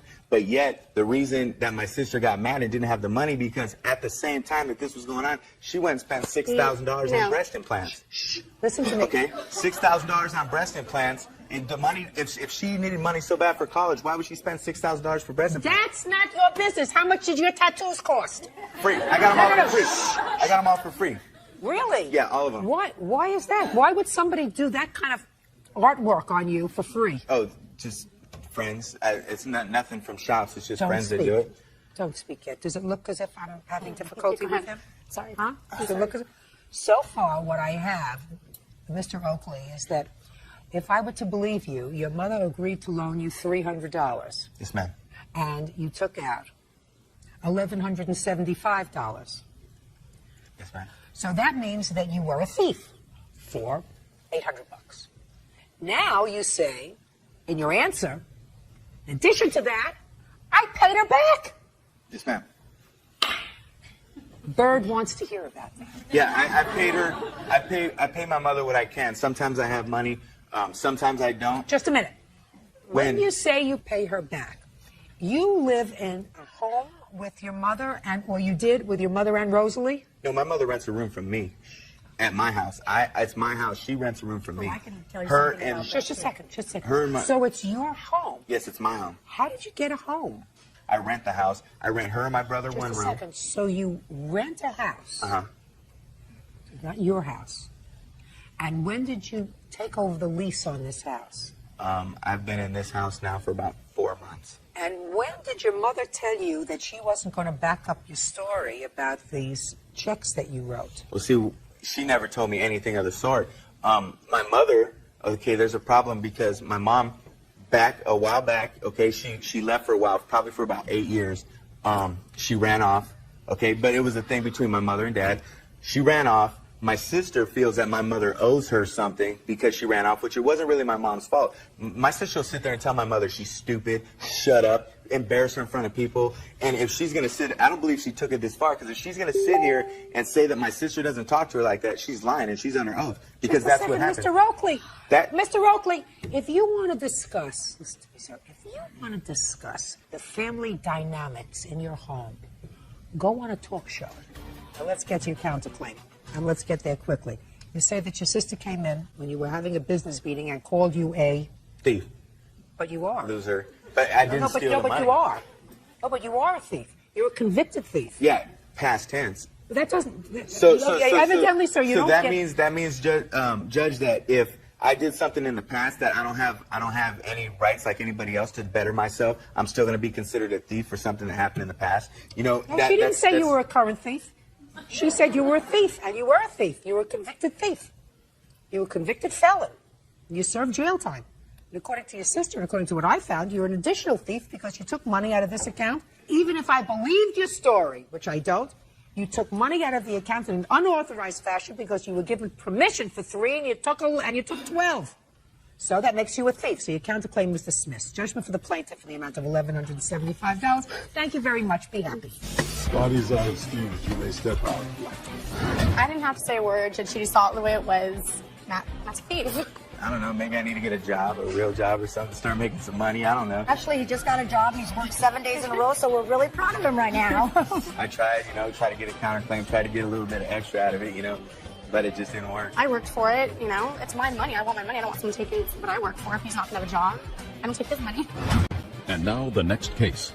All parties in the matter of Yule versus Allen. Step forward, please. Corporate receptionist Lori Yule is suing her ex-boyfriend, Jason Allen, for his share of credit card charges. Jason says he doesn't owe Lori a dime. Miss Yule, you and the defendant were dating. He was in the process of getting a divorce. And according to your complaint, the two of you agreed that you were going to use one of your credit cards. He would use one of your credit cards for all of the expenses, dating expenses, his expenses, because of some machinations attached to the divorce. And that he would be responsible for paying that credit card. You gave him the credit card? No. You held on to the credit card? Yeah. And according to your complaint, he ultimately, the relationship wound down. He used the credit card, a couple of $1,000s worth of charges on the credit card. He gave you a check for $2,000 to cover the expenses on the credit card, and then he stopped payment on the check. Mr. Allen says that there was never an agreement with regard to the credit card. He gave you the $2,000 to help you pay down your debt, and that when you broke up with him, he put a stop payment on it. That's your defense. That's correct. That doesn't sound very convincing, Mr. Allen. Well, I don't feel that I owe her. I didn't want to ask you what you feel. I just made a statement. And the statement was, that doesn't sound very convincing. I want you to digest that for a moment. When did you meet him? September 3rd, his birthday. And tell me about this arrangement that you made with him with the credit card. When did you first have that discussion with him? Shortly after we were dating, about 2 weeks later, he couldn't use his credit because he paid for like some of the dinners in the beginning, like the first week, and everything was fine. Second week, he couldn't use his credit card. Well, what did he say to you? I want to know what he said to you. He's going through a divorce, and he couldn't use his credit card because of the whole legal thing or something. So I was like, okay, so we were going to use my credit card. I said, okay. I said, I'm already in enough debt already. I said, so just as long as you promise me you'll pay me back. And he said, oh, yes, I will, because he's going to get some money from refinancing his house that his ex-wife wanted to keep. So $30,000 was going to come his way. And he goes, don't worry, Lori. Well, then I started shopping, okay? I was buying all the groceries for, almost every day. Was he living with you? Yeah. When did he move in with you? End of September. And how long did that last? That lasted until December 10th. That's when I broke out. So what were you using the credit cards for? Groceries. What else? That's basically it, just grocery shopping, just drinks, beverages, food, meat. Okay. And then you broke up in September. Tell me about the $2,000 check. That he wrote me on the 8th. And it was actually... Can I see the check, please? Yes. And I also have... Here's all the shopping I did. Okay. So what happened after he wrote you the check for $2,000? I found out he was lying to me 2 days later, and so I thought... What do you mean you found out he was lying to you? He told me he was at... The day he wrote that check out, he told me he was at work all day. He had a full work story, like, oh, this happened and that happened. I did detail... He worked on this guy's car, and he said that guy offered him whiskey, and he, drank with this man. And he worked at the man's house, the guy who's doing work for. And so I believed him. It was a story, work story, And I found out later from receipts that I found, Beach Girls didn't know what that was. And I found out that from the recording, the receipts, the ATM receipts, from 2 to 5, he was there at this Beach Girls place. And I called it at work. I didn't know what the heck Beach Girls was. And it turned out to be a bikini bar, a disgusting Okay, so you found out he lied to you where he spent his afternoon. And what did you do? So when I found that out, I broke up with him. And then I hadn't cashed the check yet because I was in no hurry because I trusted him. Now I'll hear your end of the story, Mr. Allen. Well, we met in September. We started dating. It started getting good. I was involved in a divorce. I even brought my daughter to meet this girl. That sounds... Get to the credit cards. In September, did you tell her that you couldn't use your credit cards? I told her I couldn't use my credit cards. Just a second. And did you tell her that if you used her credit cards, because you had to use somebody's credit cards, if you used her credit cards instead of using yours, you would reimburse her. Did you tell her that? No, I did not. So your intention was for her to use her credit cards for everything without reimbursing her? No, I paid cash. I usually pay cash. A lot of my business, my customers would pay cash. Pay cash for what? For dinners, I would give her cash. For rent, I would write her a check. Well, how many checks did you write her for rent? Probably 3. Can I see them? I don't have those with me. Well, who do you think has them? Well, I just moved from here, from California to New Mexico. I have a lot of things in storage, and But you have a bank, don't you? Yes, well, that bank is closed. I closed out that account. No, That doesn't make any difference. You can always get a copy of your checks by merely calling up the bank. And if it's your defense that what you did was you gave her checks, therefore you don't owe her this money, and you gave her checks for rent and checks for other things, then it seems to me you come here with something equipped with something other than your smile. Do we understand each other? Yes. Judgment for the plaintiff for the amount of $2,000. You don't write somebody a bad check and then come with a baloney story, sir. Doesn't fly. We understand each other? Yes, it does. Out. Party's upstairs. You may step out. My customer wants to go golf, I take them to the golf course. If they want to go to the bikini bar, I'll take them to the bikini bar. It's money business. It was not your normal class bikini bar. I mean, it was just dirt, scum. She had numerous friends that she would call and say, well, if I need help, I can go to see Rich Dude and he'll give me money and this and that. She's a gold digger. I have a woman who has a big heart, and I do not use men for money. I wasn't prepared. I didn't come with receipts or check stubs. I just wasn't prepared. It's a big learning experience for me, and I hope to hell I never meet a guy like him ever again. Marketing director Paula Sharia is suing her son, 20-year-old cook Joe Hapka, for the return of a car and car payments. Joe says his mom is trying to control his life. Yeah, this is case number 42 on the calendar in the matter of Sharia versus Hapka. Parties have been sworn in, Judge. You may be seated, so have a seat. Mrs. Sharia, this is your son. Yes.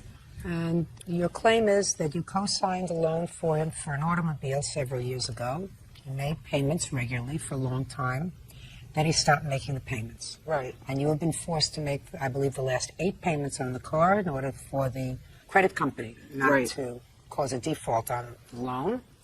And since he's not making the payments, you want him to give you the car so that you can sell it and perhaps recoup some of the loss since he's not making the payments.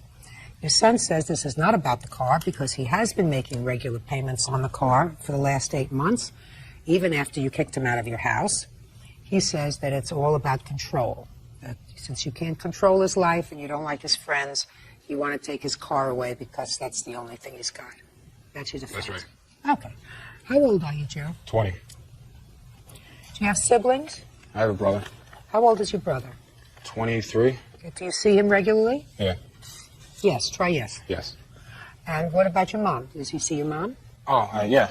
Yes. So they're close. So there's two boys. She's close to the older son. And according to what I read in her complaint and your answer, she was pretty good to you also. Yes. You needed a car several years ago. You were 18. Yeah. Yes. Where's your father?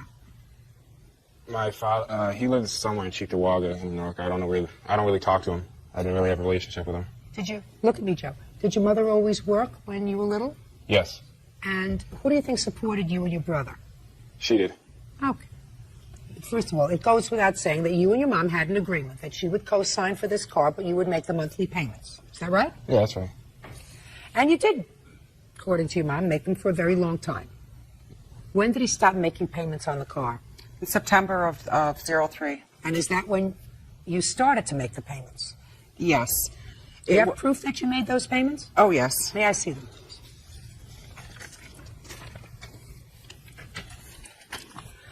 Now, before September of 2003, who would make the payments? Joe would. Joe would give me the money or his paycheck, and he used to give me $40 a week to cover the payments. And then all of a sudden, he started saying, well, I want to just give them to you at the end of the month or the beginning of the month when it was due. Then it came to the point where he changed. He was going to school. That's why I co-signed for the loan. He was working 2 jobs. I have a big lot. He was mowing all the lawn. He was taking care of his chores, his room, and everything. Then he gets transferred over to a different pizza place. then meets up with some kids, and all of a sudden, he stayed out until 5 o'clock in the morning. He didn't tell me. He told me he doesn't have to tell me where he was. He quit school, stopped going little by little till he quit school. What school was he going to? He was going for electronics. I told him that if he went for electronics, that I would help him start a business in it. And he was doing everything right. All of a sudden, he was trashing his room. There was food, there was clothes, there was breaking the ceiling, the wall, you know. And I went downstairs.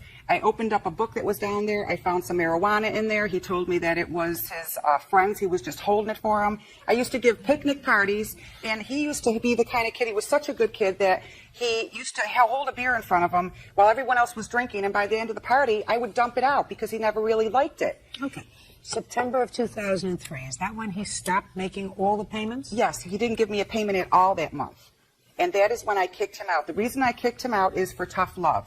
Joe? Look at me, Joe. Okay. So your mom, who took care of you and your brother, as I gather your father wasn't much of a participant, who wanted to help you secure your future, are you telling me that your mother is lying to me in court when she says that you stopped making payments to her on the car? Yes. Tell me about it. She was right. I was giving her the payments to $4 a week for the longest time, and once I didn't really quit school. I got thrown out of school. I missed too many days. Why like did you 10 miss days in 1 year. Why did you miss so many days, Joe? Look at me. Don't look down. I was working 2 jobs. It was just hard to get there sometimes. So tell me about these new friends that you had that your mom didn't approve of. I don't even know what that's really about, new friends. Tell me about the marijuana she found in the house. That wasn't mine.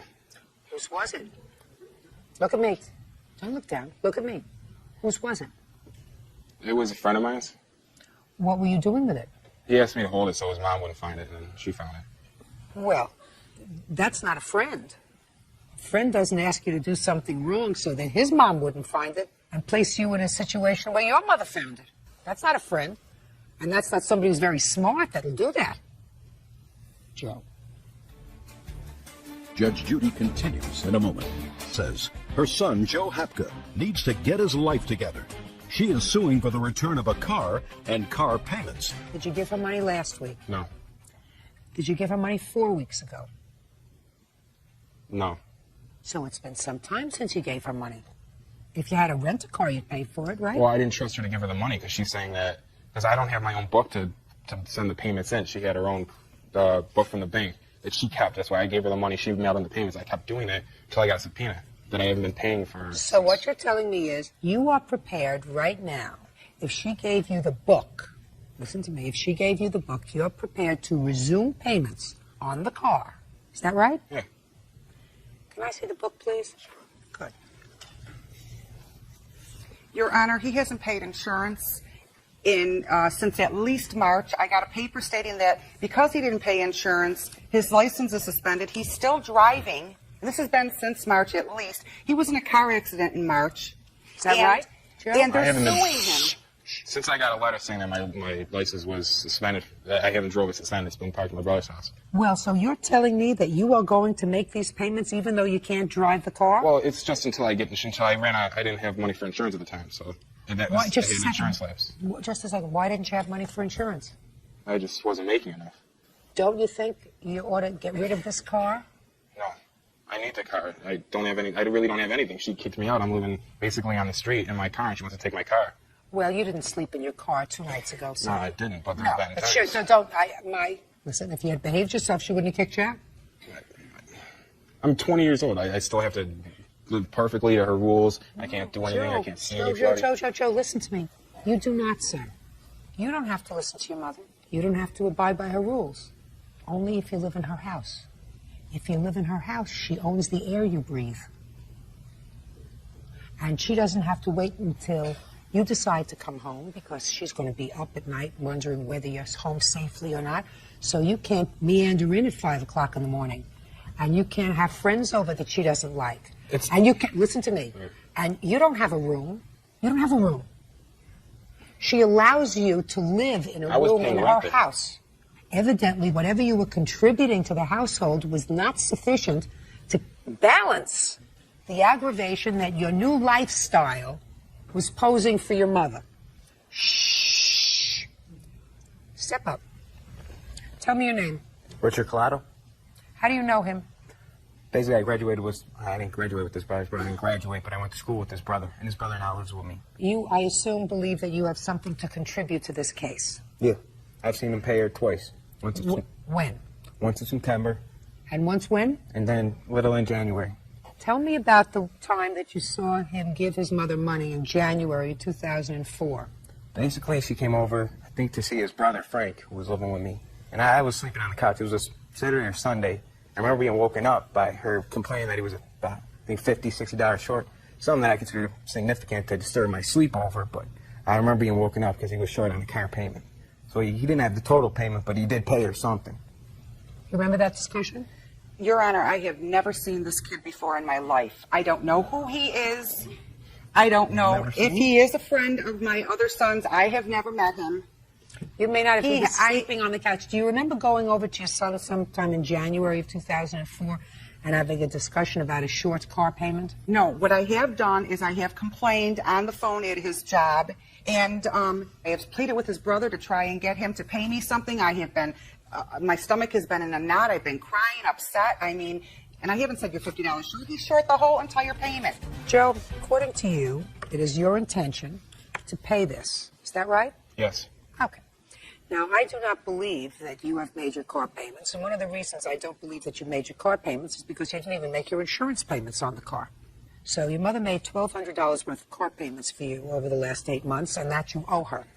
Now, I'm giving you back this book. This book is now your responsibility. I am telling you that it is now on the record that it is your intention to assume full responsibility for making those car payments this day forward. Do we understand each other? Yes. But since you have now stated to me that your intention is to make these payments yourself, if your mother has to make these payments for you, she has the right to pursue you civilly, garnish your wages, to recoup whatever money you don't pay on the car. Do I make myself clear? Yes. Good. Is that fair? Yeah. Perfect. Judgment for the plaintiff in the amount of $1,200, which represents the amount of payments that she's made on the car. You no longer have any responsibility between the two of you. He's taking over his own car payments. Unfortunately, I cannot direct that he return the car to you, nor can I give you all the money that you owe on the car, because before you co-sign for somebody, you have to think twice about doing that. He has now assumed full responsibility for the car. It's all yours, babe. Take care of it. That's all. Parties are excused. You may step out. He's driving without a license right now. I'm very concerned for his future. I wanted him to go to school. I wanted him to have a business. She didn't want me to go anywhere if I left the house late at night. Where are you going? I mean, I'm 20 years old. Maybe he looks at it as though I was controlling him, but when he gave me the payments I made for his car, at least I knew they were paid because that was our agreement when I co-signed. I have my own car, I have my own life, my own job, but you can't be telling me what to do this way. I mean, it's ridiculous. I just hope that he wakes up and goes back to the way he used to be. He was very self-controlled. He had a goal, a mindset. He was a good kid. And now the next case. All parties in the matter of Armendariz versus Barrett. Step forward, please. 26-year-old retail clerk Lena Armendariz is suing her ex-boyfriend, 24-year-old waiter Ryan Barrett, for an unpaid loan for rent. Ryan is countersuing for his waterbed, rollerblades, and computer. Miss Armendariz, Mr. Barrett and you lived together for a period of time. He was your boyfriend, and according to your complaint, he ran into some tough financial times, couldn't pay his rent for a few months, and you loaned him the money to pay his share of the rent. That's He moved right. out, and you want that money back. Mr. Barrett says this was not a loan. You were living together. You were a couple living together. You went into some hard times, and you just covered the rent until he moved out and found his own place. He is counterclaiming because he said at some point he decided he wanted to come back and get his property that he had left behind, and you told him that he couldn't until he paid the rent that he owed you. So he's counterclaiming for his waterbed, rollerblades, and a computer. That's correct. When did you move in? We moved in together in March of 2003. Did you have a lease? We did have a lease, yes. How long was the lease? It wasn't a specific length of time. Actually, there was, Your Honor, I have this right here, the lease copy. It's for, it has the date right over there, right there.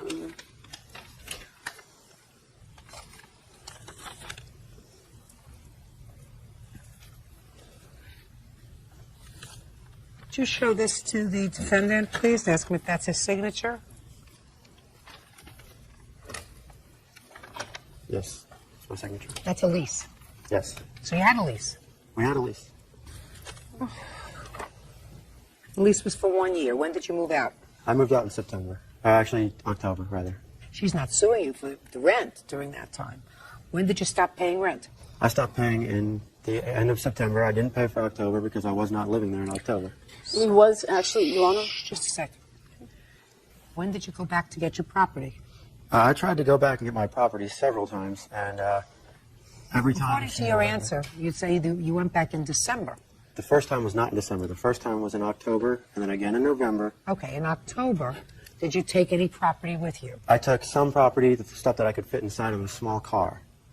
Then you went back again in November. Right. What happened in November when you went back? There was nobody there. And then, according to you, you went back in December. Right. Did you tell her why you were coming back? Yes. And what did she say to you? She said that she would agree to talk to me. And we went to talk. And then she started insulting me. So I left. And when I came back again, I called her again on the way back to the house. And I said, I'm coming for my stuff right now. She said no. I could not have my stuff. You want to tell me why you moved out? I moved out because we broke up and she told me to get out. Is that right? That is right, but the thing what happened is I was going to let him stay there, until he got himself together and got, money and everything. But I just could not deal with that because, I know it's not very relevant to it, but, the relationship was over. It was very hard to be there. So you were happy that he left? Well, yes, I was, because I could not take it anymore. And he wanted to try to work it out, to try to, make payments to me and I everything. wanted my property back, honestly. Just a minute. So He did not say he wanted Just to. a second. So when you discussed it, you discussed making payments. Is that right, sir? I told her that I would... Just answer my question. Stop tap dancing. I said, did you in fact tell her that you would make payments? Yes. Great. And what happened? What happened? I tried to contact her to set up a time to make payments. To make payments. To I make tried payments. to. Had you come to an agreement on the amount? I went ahead and I said yes to her amount. Which was what amount, sir? It was $900 at the time. Why didn't that come to fruition? That did not come to fruition because she wanted to go to a notary and have it done there. So I said, okay, fine. We'll go to a notary. And when I tried contacting her in order to set up a time and date to go, she said, no, I'm busy. I'm busy. I don't have time for this. And I waited for a response. Never got anything. Okay. So you did agree to pay $900 in payments. Whew. That was a long time getting there. Now, you have his waterbed? I have... Just answer my question. You have his waterbed? Yes, I still have the waterbed Good. and the computer. Good. And what about the rollerblades? I never saw any rollerblades. He never told me he wanted the rollerblades. He just said the waterbed and the computer. Now, when do you want to go and pick them up? I'd be willing to go pick them up at any time. Fine. 5 days from today, you can go in the company of a peace officer. I will prepare an order that you may pick up your waterbed and your computer. That takes care of your counterclaim. That wasn't the only stuff on his counterclaim. I didn't ask you a thing. It's the only thing that I see on his counterclaim. His waterbed and his computer. She does not have his rollerblades. And as far as the plaintiff's claim is concerned, the defendant finally acknowledges that he owed the plaintiff $900. He was in agreement to make payments on that amount to her. Judgment for the plaintiff in the amount of $900. Thank you very much. How was our student? You messed up on He was just very irresponsible and very immature and did not want to live up to his responsibility for what he owed me. He was completely nuts, so... I know he was already messing around before we broke up. I hope I never see her again. I'm very glad. I am so glad it's over. Once he gets that stuff out, that is it. Landscaper Dan Quine is suing his former employee, sales rep Penny Pupo, for the value of stolen property. Penny is countersuing for defamation of character. All rise.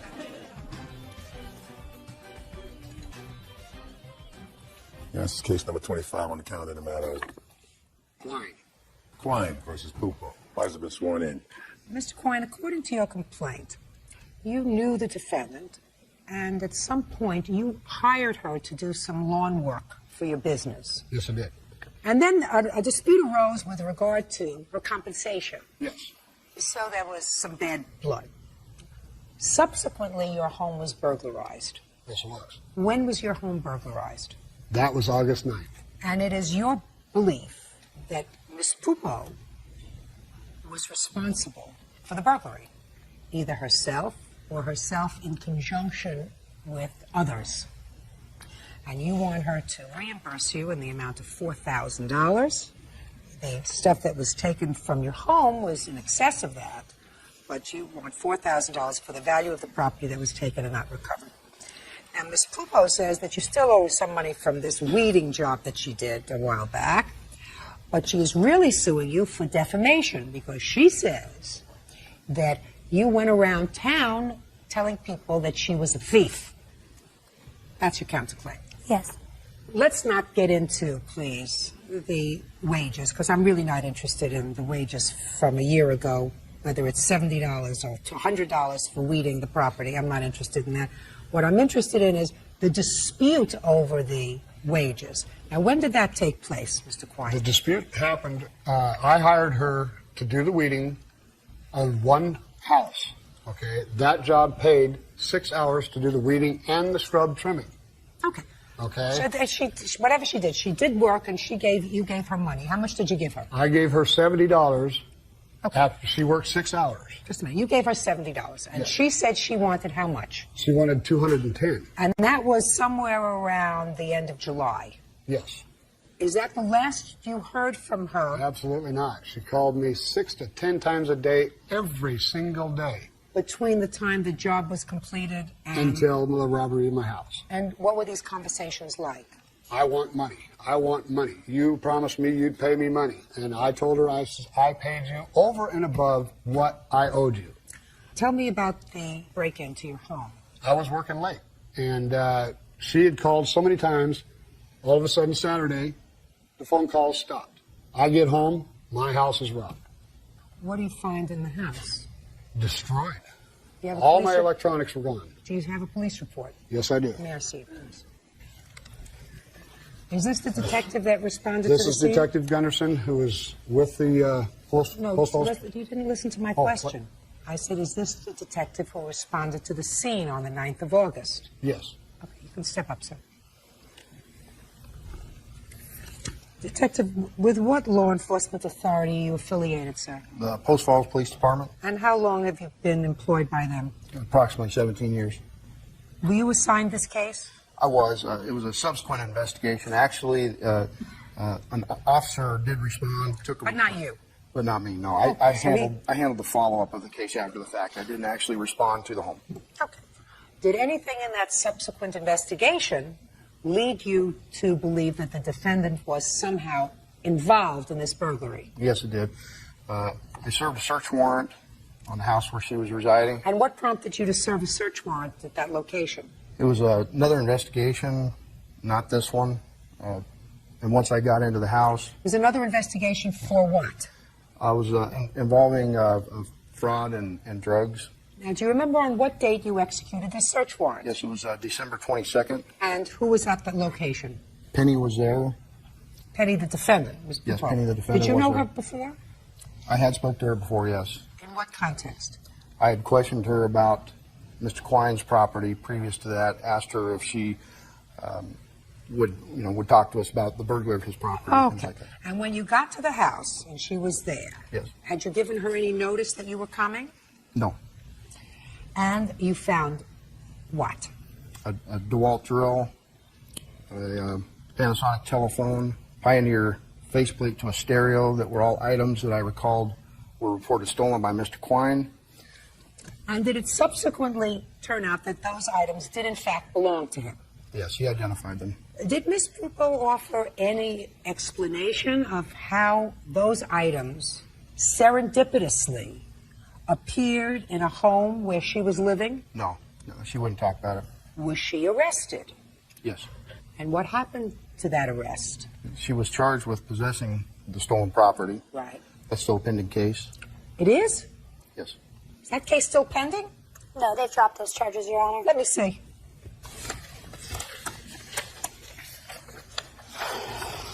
This is all I'm being charged with now.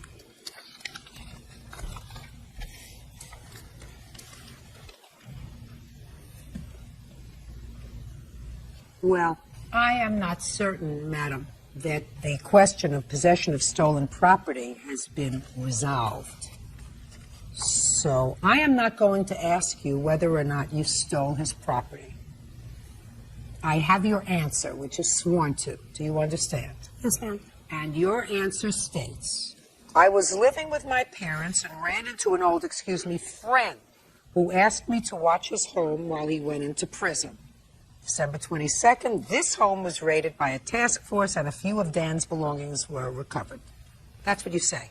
I'm not asking you any questions, Ms. Pupo, because I don't necessarily believe that those issues will or will not be raised in your current indictment of possession of methamphetamines, which, according to this, you are still being charged with as a result of the raid of December 22nd. Judge Judy continues in a moment. Dan Quine says former employee Penny Pupo burglarized his home. Penny is denying the charge. How many people reside in your town, sir? Approximately 20,000. So the statistical probability of the stolen items, considering the nexus between these two people, the relationship between these two people, the statistical probability of his stolen property ending up in a house where she was acting as a house sitter is really, really big. Yes. That's your case. He doesn't have to prove beyond a reasonable doubt that you stole this property. I find that by the required quantum of proof in a civil proceeding, which is proof by a preponderance of the evidence, that either you or your friend who's in jail or somebody else who you importuned stole the property, and I'm awarding him $4,000 on his claim. Now let's get to your counterclaim. Sir, stand up. Tell me your name. Mike Ollinger. Take your hands out of your pockets, Mr. Ollinger. Are you prepared to testify that at some time subsequent to December 22nd or sometime after August 9th, Yeah, it was in the fall. you heard this gentleman, Mr. Quine, tell people that Miss Pupo was a thief? Yep. Yes, ma'am. She is a thief. Okay. She is a thief. And the truth is an absolute defense to a charge of defamation. She or others acting on her behalf stole his property. Do you understand that? Yeah, I understand. Good. what Case you're saying. counterclaim is dismissed. Judgment for the plaintiff in the amount of $4,000. Thank you very much. Parties are excused. You may step out. I stole everything out of my house, every electronic I had. Wouldn't sleep with him. So the bottom line is. There was no sexual nothing with that girl. All right, there was never has been, and she knows it. Maybe you should come to work with a thong on.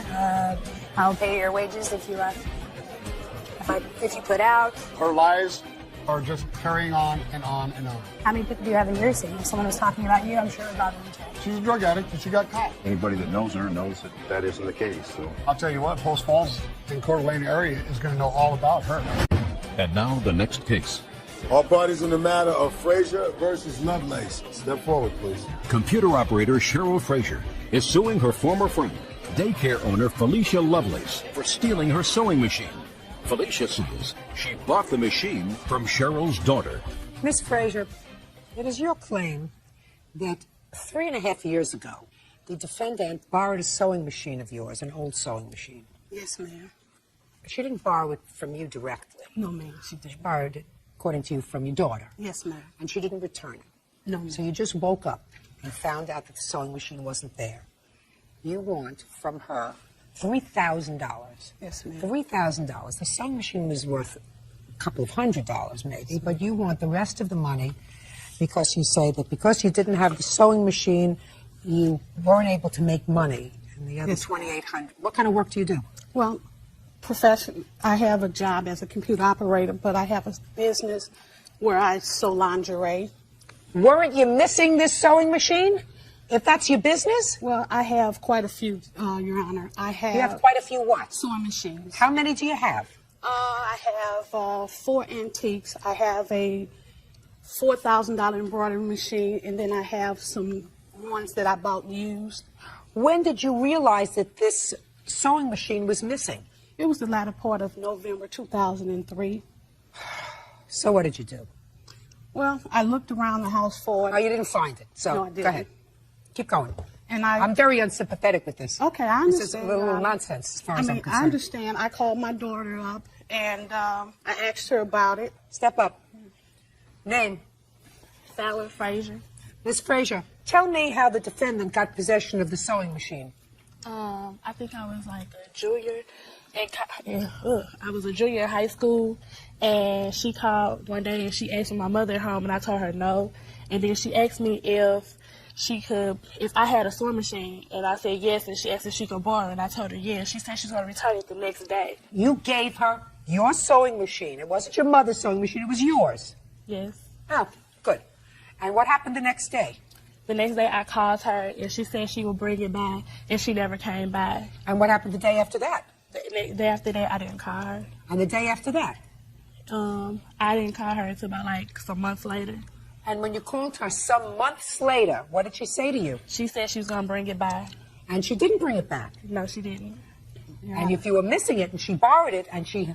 Put your hand down. If you were missing it and she had borrowed it, you would have told your mother, Felicia borrowed my sewing machine, Mom. She hasn't returned it and I need it. But you never told your mother. No, ma'am. Not until 4 years. Just listen to me. Not until 4 years later. Right? Right. Huh? Right. Good. Now you want to tell me about the sewing machine? It wasn't 3 years. It was like 5 years. It was in 1999. I was expecting a child, and I borrowed the sewing machine because we had made a quilt at church. And I called over and I asked Fallon, hey, Fallon, how you doing? Is Cheryl there? And she said no. And I said, well, I was trying to borrow a sewing machine. I was going to see if she'll let me use her sewing machine to sew around the quilt. And she said, well, I got one.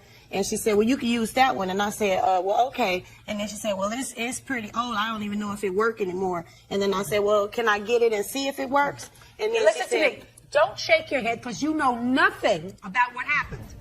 You know nothing about what happened between your daughter and this lady, except what your daughter tells you. Okay. Go ahead. And I said, well, can I get it? And she said, well, yeah, you can get it. And she said, it's in the basement. I don't feel like going down there and get it. I said, well, Fallon, I'll give you $30 if you go down there and get it. And she said, well, okay. I said, well, we're on our way over there to get it. And then she said, okay. So we got over there. Fallon, we blew the horn, and Fallon was at the door. And she brought the sewing. I went up to the porch, and she came out with the sewing machine. I got the sewing machine. Fallon never called me back for that sewing machine because she said she didn't. She said she didn't even want it because it wasn't no good. Listen to me. Listen to me. Miss Lovelace, your story changed a little bit from the answer that you wrote. What you just told me was, if you go downstairs to the basement, I'll give you $30. That's what you told me. Okay. She never offered me no money. Which means, for her trouble of going downstairs, and you called and asked if you could borrow a sewing machine. Right. So you borrowed this sewing machine, and you gave her $30 for the trouble of going down, according to you, of getting the sewing machine. Stop shaking your head. $30. Of going down and getting the sewing machine. Then you had to return it. Why didn't you return it? Well, I should have, but I didn't. Fine. Then you're responsible for it. Because she's underage, she can't give away something that clearly was not necessarily hers, might have been her mother's, I'm not exactly sure. She said it was hers. I have an old one, according to you, but clearly you borrowed it, you kept it for a long period of time, you don't still have it, according to you. No. And clearly this was an old sewing machine that Miss Frazier never even missed, and you say since 1999, maybe 1999, maybe 2000, I don't know what it is. I mean, the sewing machine isn't worth much. Wasn't worth much when you got it in 1999. Certainly wasn't worth much in 2003 by the time you woke up and found out that it wasn't there. How much do you think, Miss Frazier, this was worth when it was borrowed? I had just bought the sewing machine. I don't believe that.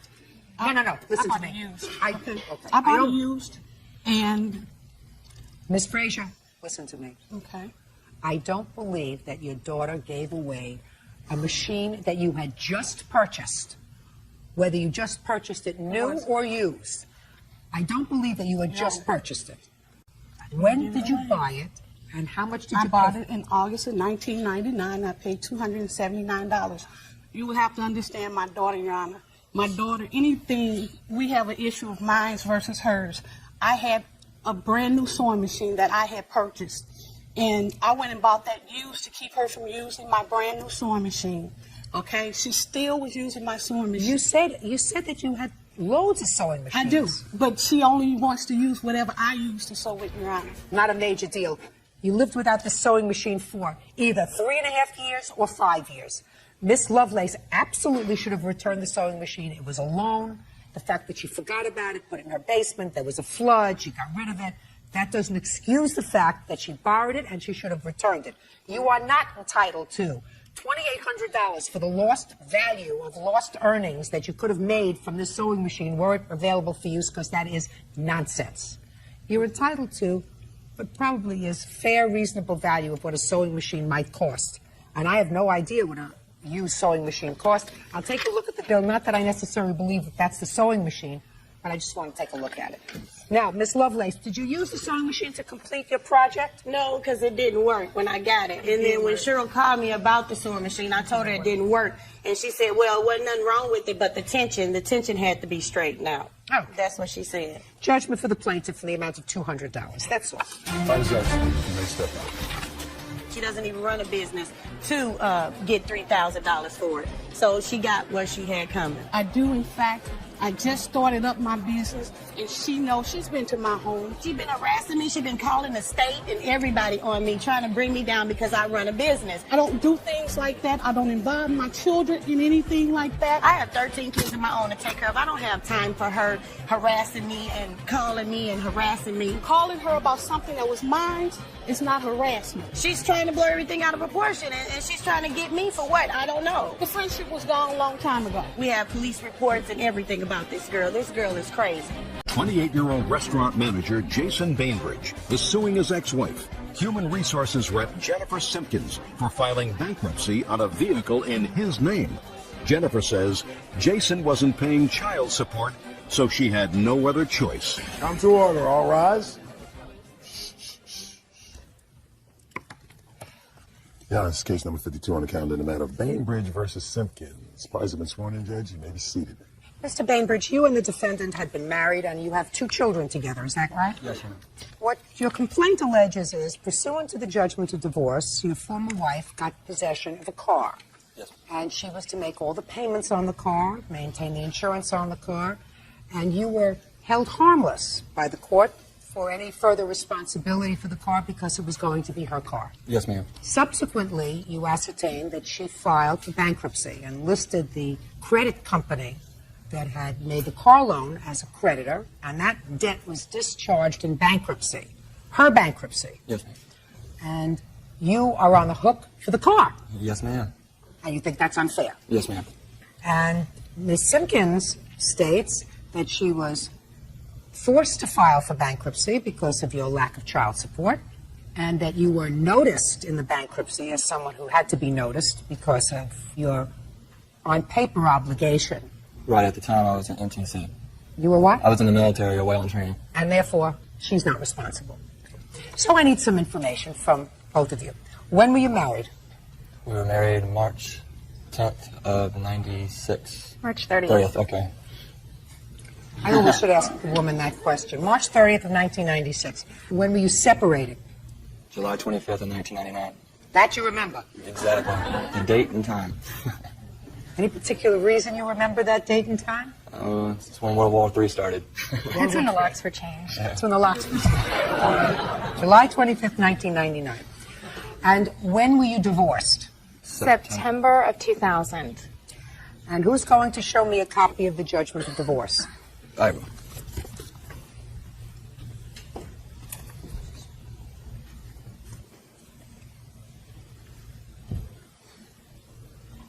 Are you still in the armed forces, sir? No, ma'am, I'm not. When were you discharged? February of this year. Do you have an order of support for the children, sir? Because this judgment of divorce indicates that you have deferred all issues of custody and support to a juvenile and domestic relations court. Was that ever done? Yes, ma'am.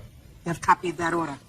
I do not have a copy of the child support. He's ordered to pay $805 a month if he exercises 90 plus days of visitation a year with the children, and if he does not, he's ordered to pay $896 a month.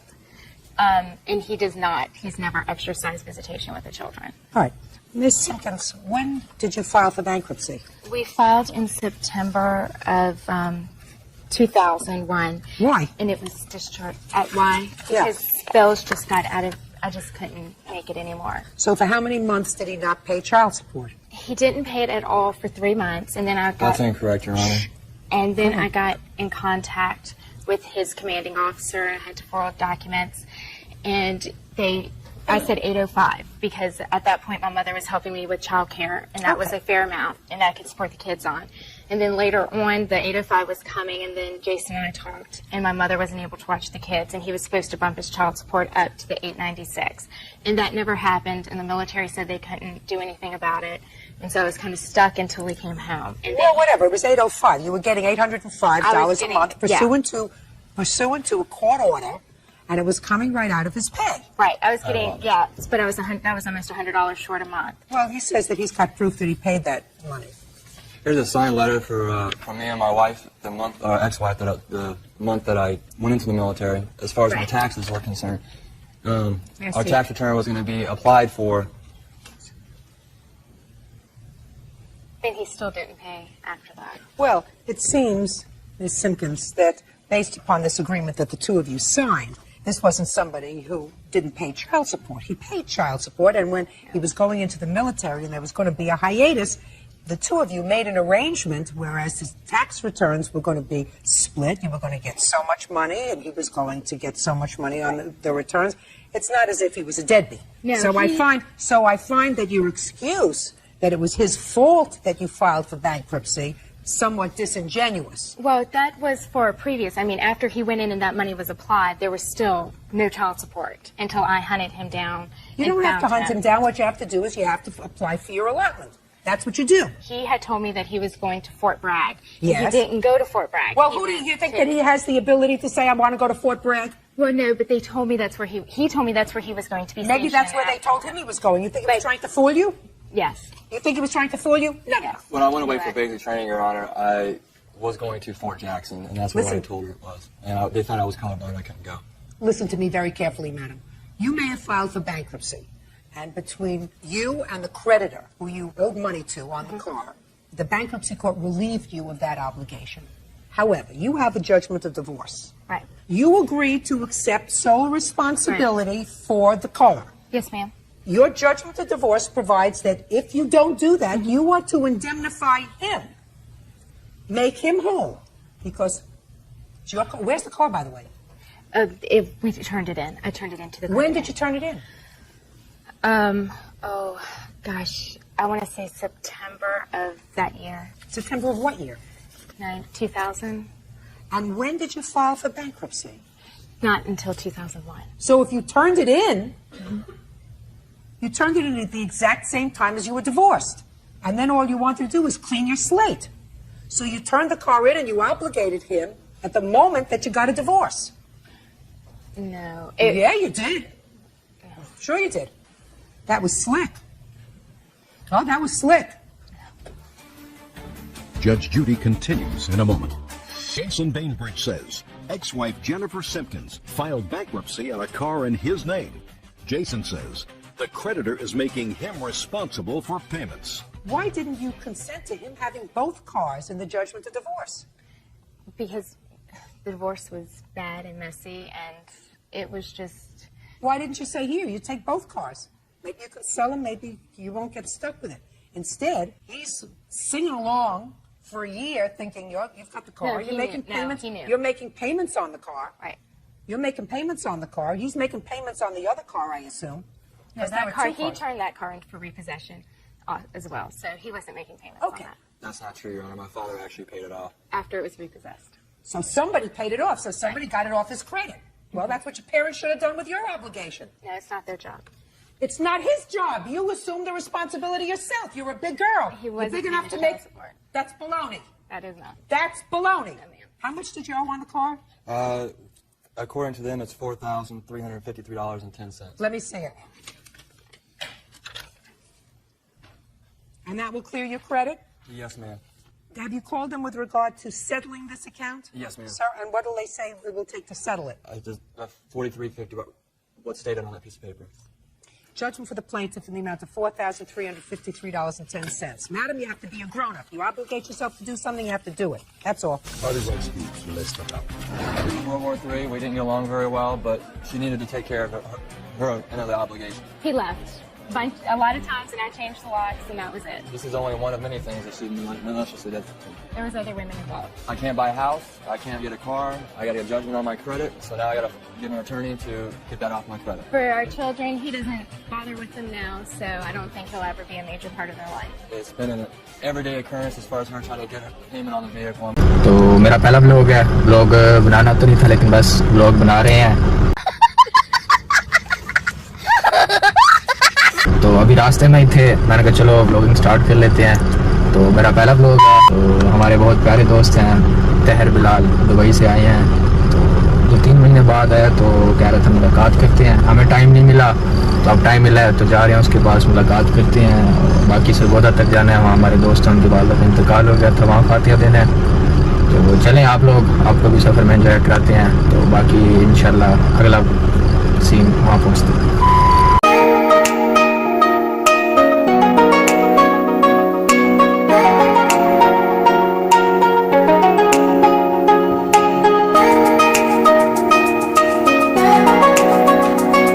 यहाँ सारा ना पुराने ज़माने का सामान पड़ा है, मतलब कि ओल्ड कल्चर सारा जो है, ये खाना काबा का वो गिलाफ पड़ा है और ये करेंसीज पड़ी हैं।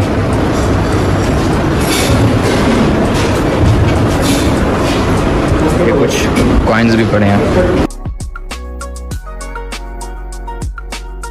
अच्छा ना, मज़े की बात यह है कि हमारे दोस्त को पता भी नहीं है कि हम आ रहे हैं। हमसे नाराज़ था कि भाई आप लोग क्यों नहीं आ रहे, तो अभी तक उसे बताया नहीं है। उसने कॉल किया है कि भाई क्यों नहीं आ रहे, हमने कहा बस ना थोड़ी तबीयत ख़राब थी, वजह से नहीं आ रहे। तो अभी तक उसे पता नहीं है, नाराज़ है। अभी वहाँ जाकर सरप्राइज़ देंगे कि हम आ चुके हैं।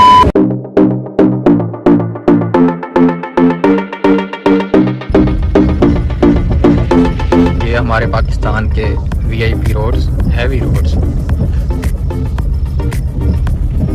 ऐसा लगता है बंदा किसी हॉरर मूवी की ना शूटिंग कर रहा है, ऐसे रोड्स हैं।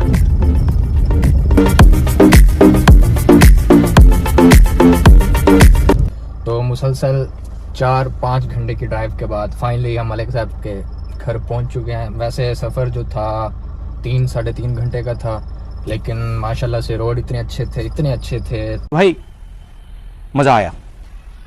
और मैं ये जो मज़ा है हिंदुस्तान के हर व्यक्ति को देना चाहता हूं, तो इसलिए हमें 4-5 घंटे लग गए हैं।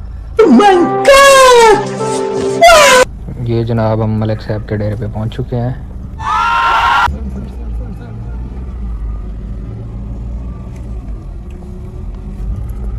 तो जनाब मलिक साहब, अस्सलाम वालेकुम जनाब मलिक साहब। तो आप आ गए हैं दुबई से? भाई दुबई से मैं आ गया हूँ।